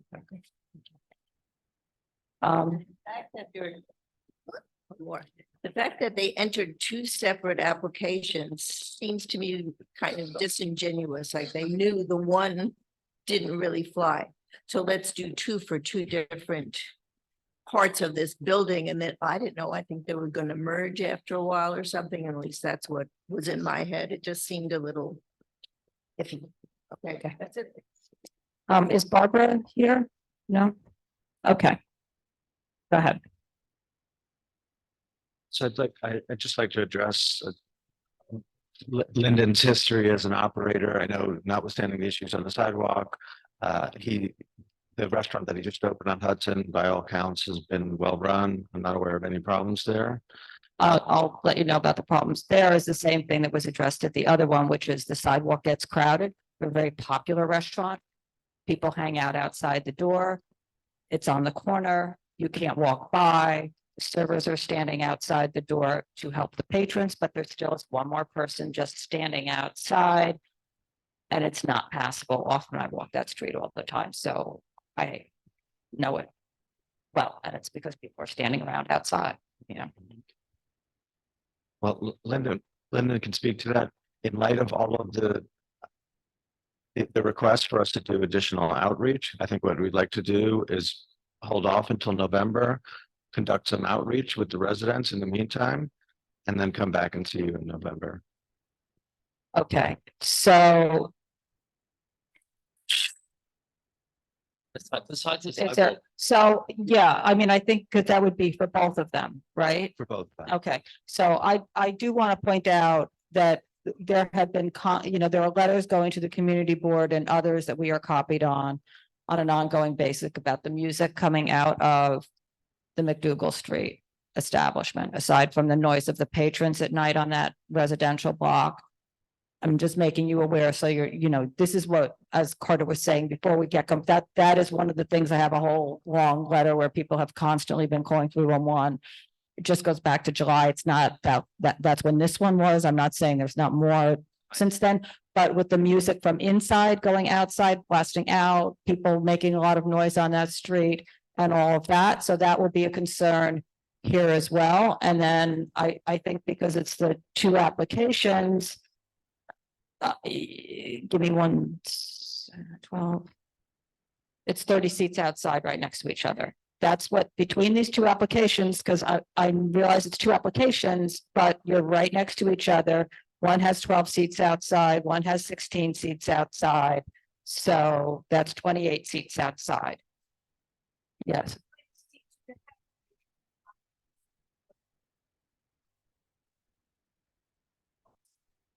well, the reason they're different operations is that like they're different investor group. So one's an investor group, it's a large restaurant. Obviously, it's a big capital outlay. The other is a smaller space. They're different. They run. One will be run separately by my chef partner. So I don't know. I mean, I think what Phil Wallace's point is, you're right adjacent to each other. Are they, yes, you can say they're going to be run separately, but how are they differentiated? It's both Dante, it's. No, they won't be both Dante at all. It's hard for me to know because I don't have a name on here and I have an entity to be formed. So all of this, both of them. Right now, the way they stand is they both have the exact same name based on the fact that they both say L Pride on behalf of an entity to be determined and trade name is TBD. So everything is to be determined. So it's hard for me to even differentiate between them aside from looking at the address because legal, they don't even have any different legal names here. So they will be separate entities. They will be separate if different seats or different color seats is something that, that's important to the committee board. I think we could, I don't think that's a problem. So if you're going to do more out, then I think the other thing I'd like to see is a better diagram of this outside. Understood. So that I know how wide the sidewalk is. I know any, like with measurements, how wide is the sidewalk? How wide are the seats? How much, I don't just want to see 8 feet. I want to see how big I want to see how this is all going to work. Sure. Through this and a service style. Is there anything else? Yeah, I was just gonna, it's hard for us to weigh in because the conversations with some of the immediately impacted people haven't occurred. It's also not just your application, it's also the whole area. How is this working out? We don't even know what the rules will be yet for outdoor dining. We don't know what the clear path requirements will be. We don't know any of that. They may or may not be exactly what they were under the previous program. These are the impacts, right? It's the outside that a lot of people are concerned. It's adding more people in. Obviously, you run destination locations as much as people locally coming. How do cars get there? You can't even go on that block, right? Because it's closed for a good portion of the years because it's an open street. So there's a lot of new issues that didn't exist before. There's some new licenses in the area. The dramatic impact on the existing noise level in that neighborhood because of outdoor dining has overwhelmed that area. And that is very different. So the circumstances of what had been there when you previously worked at that location are very different. And, even to the point that you have Prince Street Pizza around the corner, which is making people insane with the garbage. And it's not you, it's not your location, but that's the new environment that is there, and that's what people are concerned about and coming back about, and nobody wants to magnify those problems anymore. Hopefully, maybe even in the next few weeks, we'll know whatever these proposed rules are for outside, so everybody can have a better conversation about that stuff. But it's hard for us to weigh in without hearing from other people. There are clearly some unresolved issues for outdoor dining at the other area, but that's a temporary program, it's not permanent. So that's unclear. I mean, a lot of open issues, but taking steps to resolve those as well as meeting with the residents would be very helpful. We can't make them come talk to you, right? And clearly they must have gotten something from you because we got a letter back, but they may just be fed up. And, it may take a minute to get that conversation going. I don't know when you guys emailed them, so that might be part of the issue. So there's a lot of other things going on, but this area, north and south of this immediate area, have tremendous impacts. And then even looking from your signatures, it looks like most of those are people who work in the neighborhood and not people who actually live there, because I saw a number of addresses that are commercial only addresses. So that's Understood. As some far as I of know, the dynamics there. actually ring bells and. The open, I mean, we're open to, abiding by what those regulations are when we understand them in terms of the outdoor program. Absolutely. I mean, this, it's a desire to have the outdoor city, but we're not 100% contingent of it. We need to also understand what the reality is. I mean, this is a long, narrow space anyway, obviously. So, the vast majority of business is inside.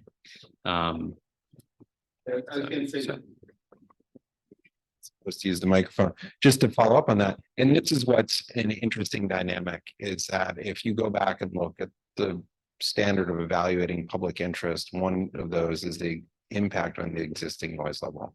And that's what the dramatic change in all these neighborhoods with the narrow streets has been with open dining and outdoor dining. And that's why there's a change. It's not been addressed yet. Nobody's really taken that into account, seen exactly how that is, except, if you're there, you can have outdoor dining and extend it, but it's not been weighed in on the evaluation of licenses. So that's something to be seen. But that's the impact, and this is the issue. We don't know what that is. It's new territory. It's not like the old Sidewalk Cafe program, because there can be magnified impacts. And it's not necessarily your application, but it's adding into that problem. And we've been hearing about this since COVID began and spent countless hours on it. Yeah, and I just want to say the community outreach, right? Look, I don't know who to tell you to call. I think Carter gave some names or some. Look harder, you'll find them. This is one of the most engaged communities that you're going into in the city of New York. They're in year 11 of a fight to protect that garden straight across the street from the location you're going into, from political thugs. They, believe me, there are people who care deeply and who are not shy. So try a little harder, you're going to find people on the block to talk to. Okay, so you're gonna lay over both of them, 204 and 202. Yeah, correct. Do the outreach, let the office know you're laying it over. Send them any. Send another notice. If you need any help with the outreach, get in touch with the office. Could I email you tomorrow and? Sure. Are you able to forward the letter that you had there as well? Yeah, let's see. The letter. So, you said you had a letter of objection. yeah, yep, I can send that. That was from The Elizabeth Street Association? Mhm, Yeah. yeah. Yeah, that'd be very helpful. Okay, will do. Okay. Okay, great. Thank you. Thank you. Okay. Entity to be formed by Cole Bernard, 77 West Houston. Yes, I believe this is the last, sorry. I can get out of jail free card, as Bob would say, but I don't.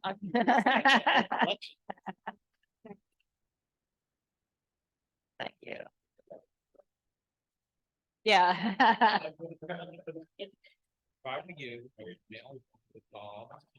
Every Christmas.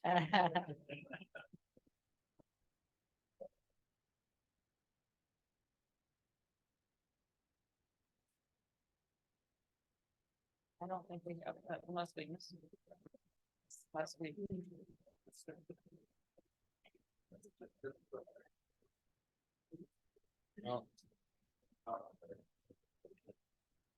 It's okay, you can hear me? Yes, All right.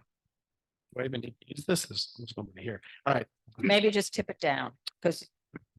Yeah, there you go. Go ahead. 77 West Houston Street. Application here for an on-premise liquor license. There's an existing license there. This is another sale of assets. I have with me here principals on the application, gentlemen who will be running the restaurant. They can come up, tell you a little bit about the concept, and then I can jump into the application specifics. So, good evening. My name is Telio Probst. One of the owner of hopefully future hire.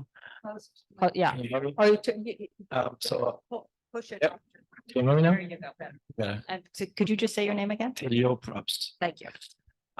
So I'm French born and raised in France. My stepdad was Moroccan, spent all my vacation, family vacation there my whole life. Fall in love with the culture, fall in love with the food. I'm super excited we're trying to open African Moroccan concept. Food, very food oriented, service oriented.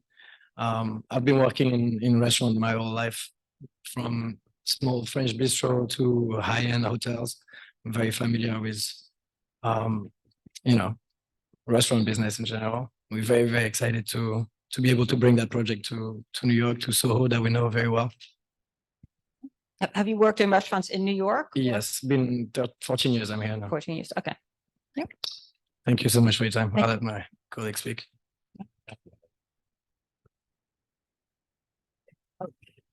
As mentioned, the application before you is a transfer sale of assets.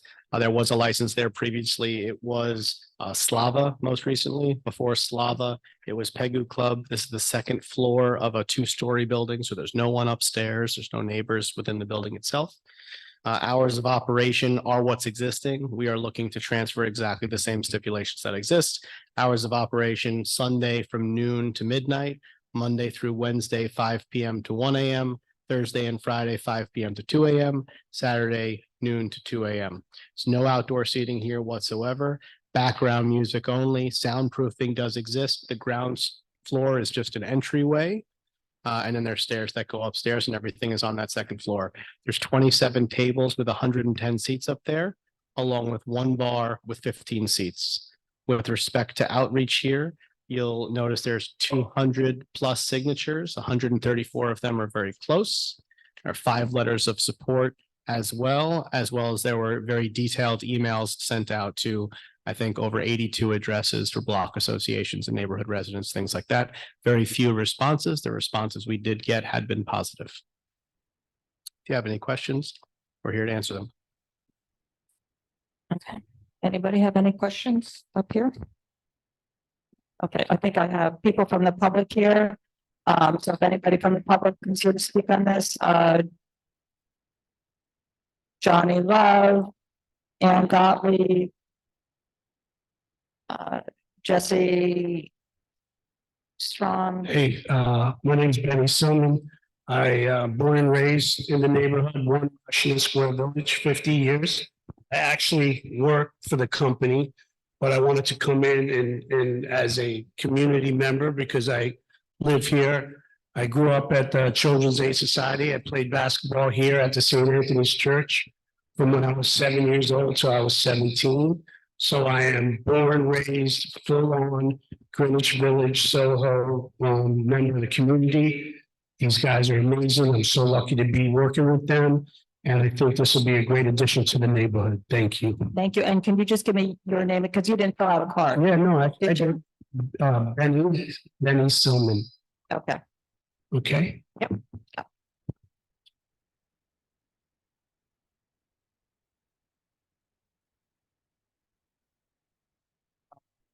It's okay. Yeah. I think Okay. you'll be able to hear me. Thank you. Oh, thank you very much. Yes, Just state your name again. yes, my name is Anne Gottlieb. I live in 1 Washington Square Village, and I have been a part of the village for 57 years. And I must say that where the restaurant is going to be placed was a Moroccan restaurant, and they were amazing and wonderful to the community. They supported the community without any, I guess, outside of having people go to their Thanksgiving meals that were offered to the senior center and the seniors in the community. I hope that this also restaurant will contribute in that way. And it's also, I believe it's going to be Moroccan, and it's a wonderful entity. And I think it would be a very good opportunity for the community to experience this type of food. And thank you. Thank you. Is there anybody else here from the community to speak on this application? Just come on up and say your name.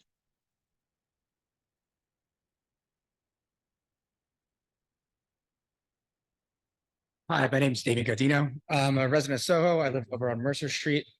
I just want to comment. Well, first, this is my first community board meeting, and it's just really interesting coming as an advocate versus somebody with kind of pointed opinions. But these operators have a sister restaurant, Maison Close, that's on Broome Street. I live very close by. Walk my dog past there every day. They offer my dog water. Pretty soundproof. Run a great operation. I enjoy being in there in the restaurant myself, and I'm just excited for another addition to the community. Great. And what was your name again? Damian Gardino. Okay. Thanks. Any? And just as a point to your comment, this restaurant is on Houston Street. The other restaurant is on Watt Street. These are generally where these establishments are better suited than in the middle of residential blocks. Go ahead. Hi, my name is Sarah Golden. I filled out the form. I live on Green Street, live right around the corner from where this establishment is looking to go. I also support what they said. I think it would be a great addition to the community. There's a lot of empty small businesses around there, and it'd be really nice to see some of them filled again. I think it would be great to have something that's open a little bit later. As a resident that lives there, I usually work pretty late. There's not that many late night places open. And I do like their other establishments at Maison Close. They do a great job. They bring in a lot of great crowd and a lot of good business to the community. Thank you. Great, thanks. Is that it for the public? Okay, go ahead. I don't have much else to add. If you guys have any questions, we're happy to answer them. And again, sale of assets, we're looking to keep the same steps that existed. Restaurant first. That's the focus here. Okay, I don't have anything else. Does anybody here have anything? No, I think we're good. Thank you. Thanks, guys. Thanks for staying. Okay,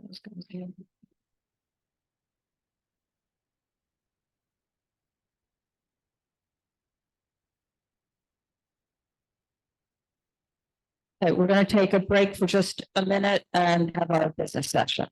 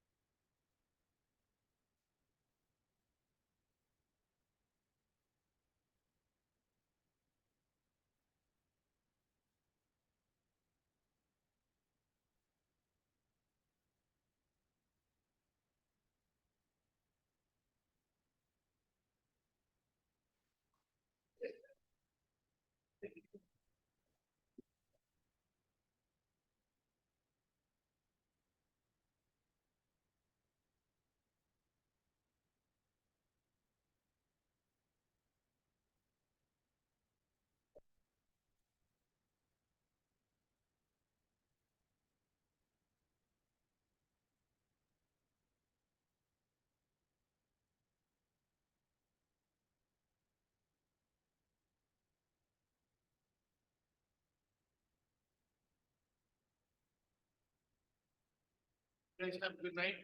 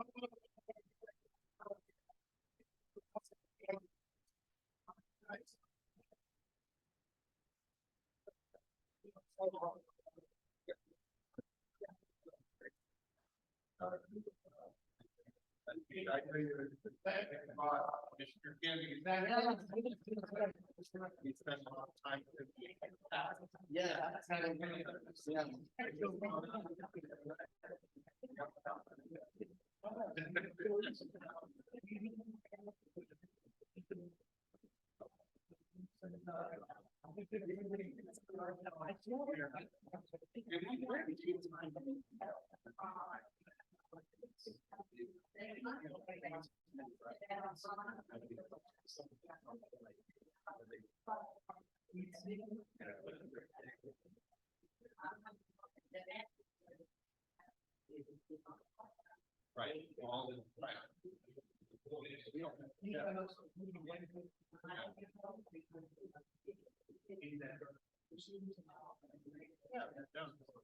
You have a lot of service. Yeah.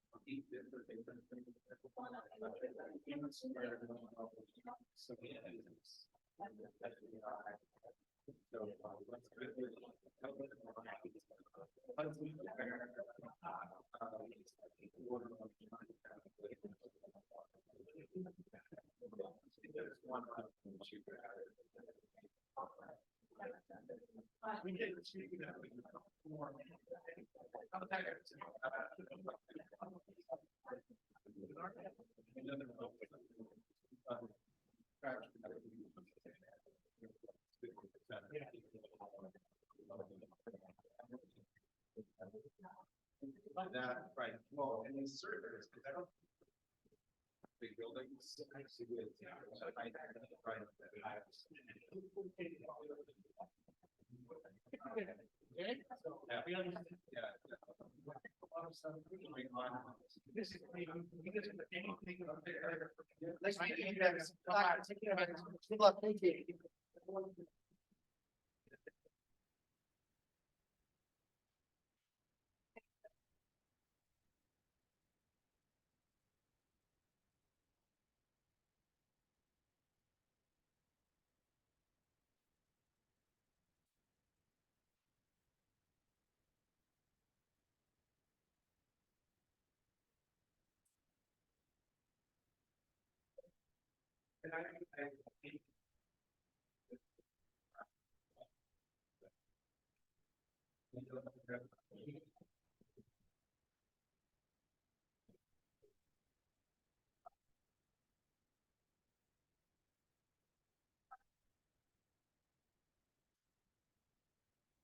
Like the dance moves.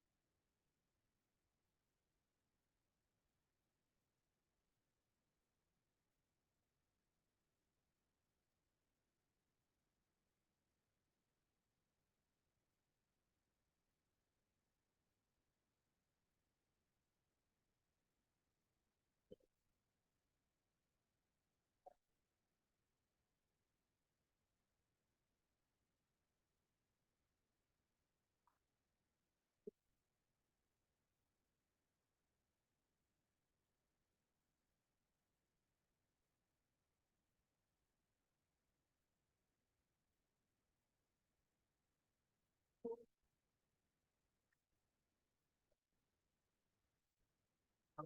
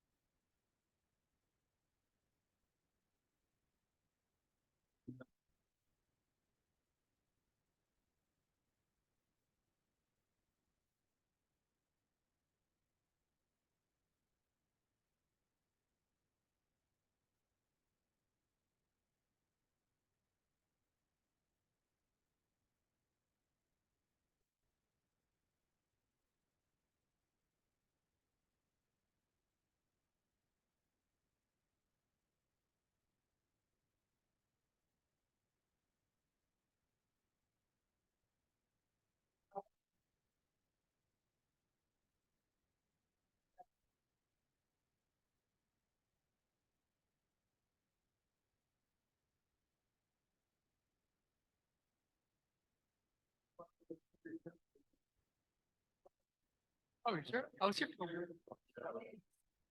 for 130 Bowery. Okay. Thank you very much. Appreciate that.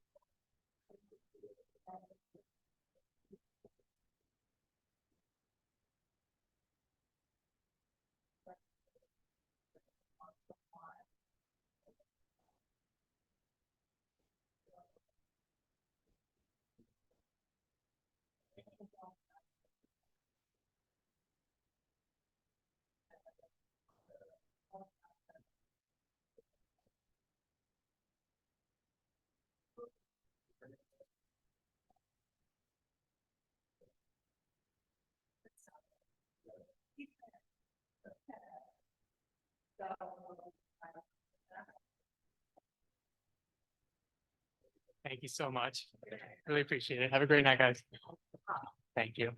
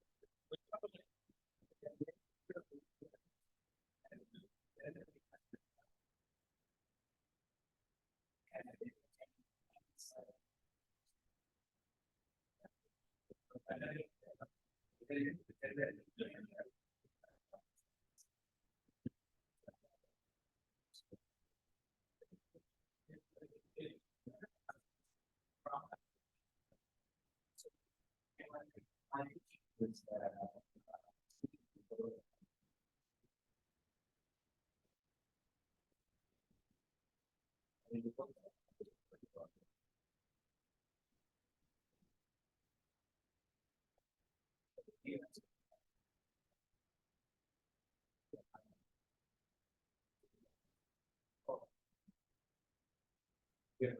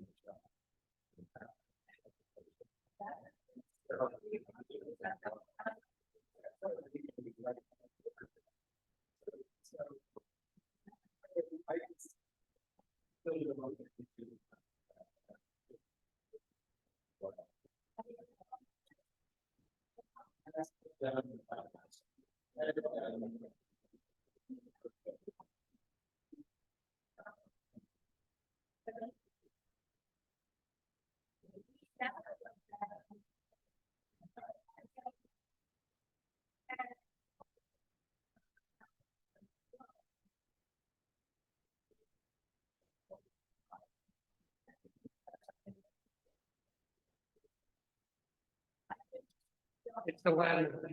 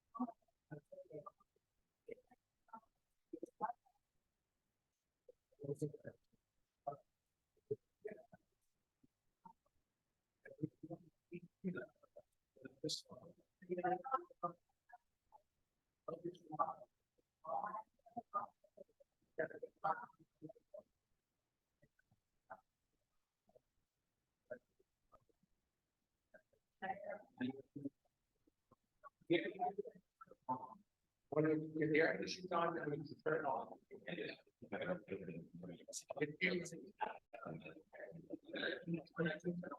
Eight o'clock past, 12 o'clock, and then 3 to 6. And they're gonna look at that.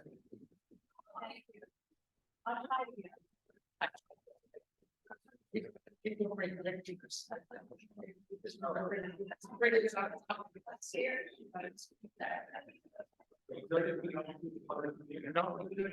Lights, air conditioning, only person who gets on wrong there is the American person. So those are the two people that can't use. I don't know what that's making, but again. That's my question. Good night, everyone. Thank you. Thank you.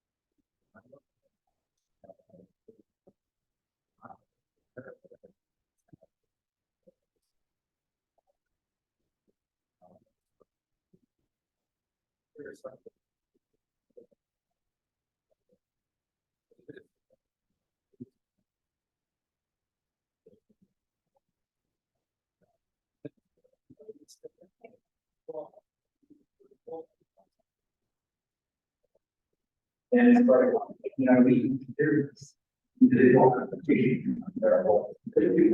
that I know, and that's they right. And so part of should chair is shortly after all that should pass. Right.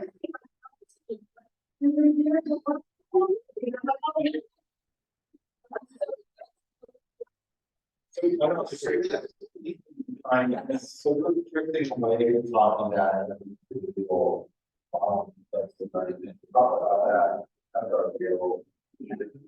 Issue, and it's hard. Oh, this is a small place. It's all right. Look at it. When it's actually spot. Spot all of these vacancies could be. And they're getting a little bit more kind of. Leverage. And also, nobody was getting a chance to see. Part of the I would.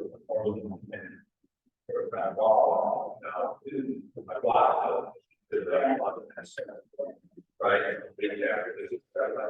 And all the lines wherever I look, everything always started with these stats about how many places you can hold it out at. You know, to sort of, and I said that's the picture. No. That was the issue that would allow us to. Look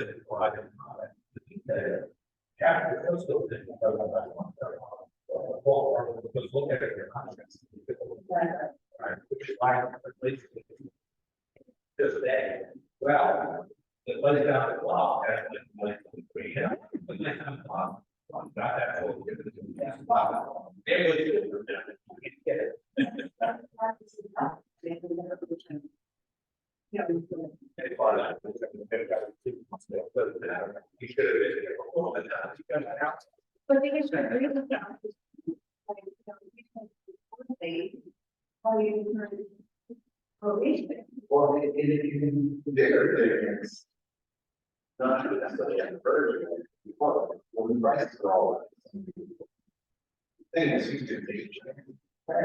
And then all the places we have a bunch of investors.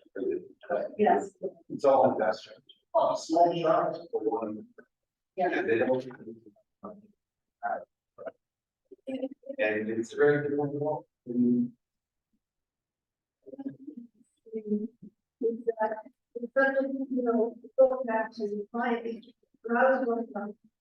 Their first residence is the biggest there. Their family lives in the even if it's maybe that is Business meeting. Now this proposition about people in a small apartment and they have a space. And that's function that I hate because it's like miserable for me and I don't have that situation. But in the industry that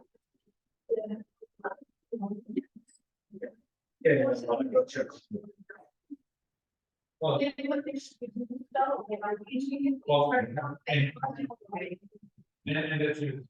the apartment might be overcrowded and the numbers. You know, other, you know, this is actually how I put it. Like it was on the streets.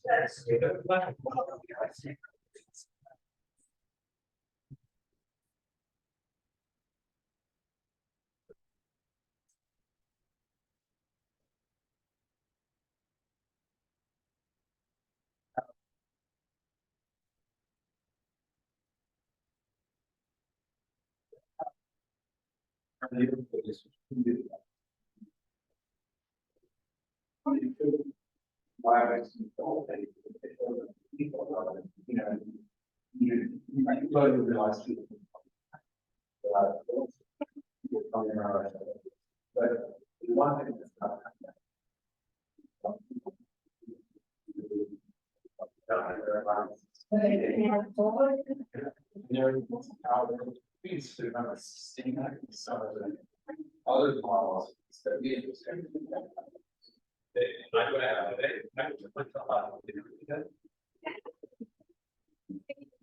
And I'm wondering if it was, but I know I was coming here, so I'm not gonna have to report it all the time. Well, I went down to the past, this is the point, I start walking up, there's a new issue, but I'm like, oh. You go there. I don't know.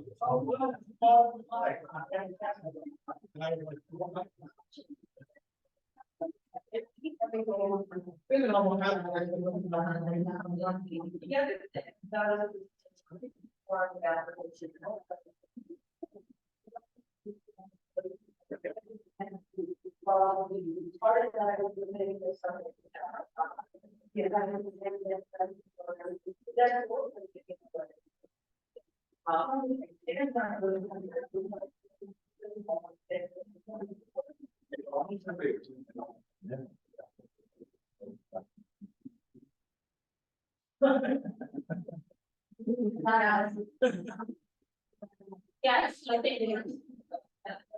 Thank you for coming up.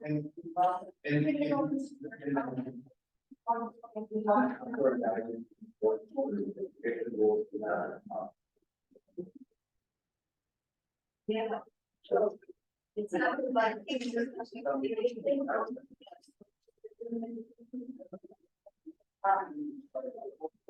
Okay.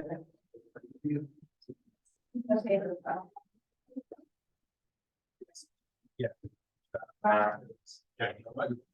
Like here, and I'll take care of it.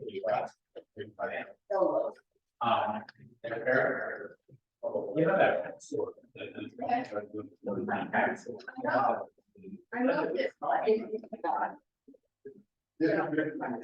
Got a bad video.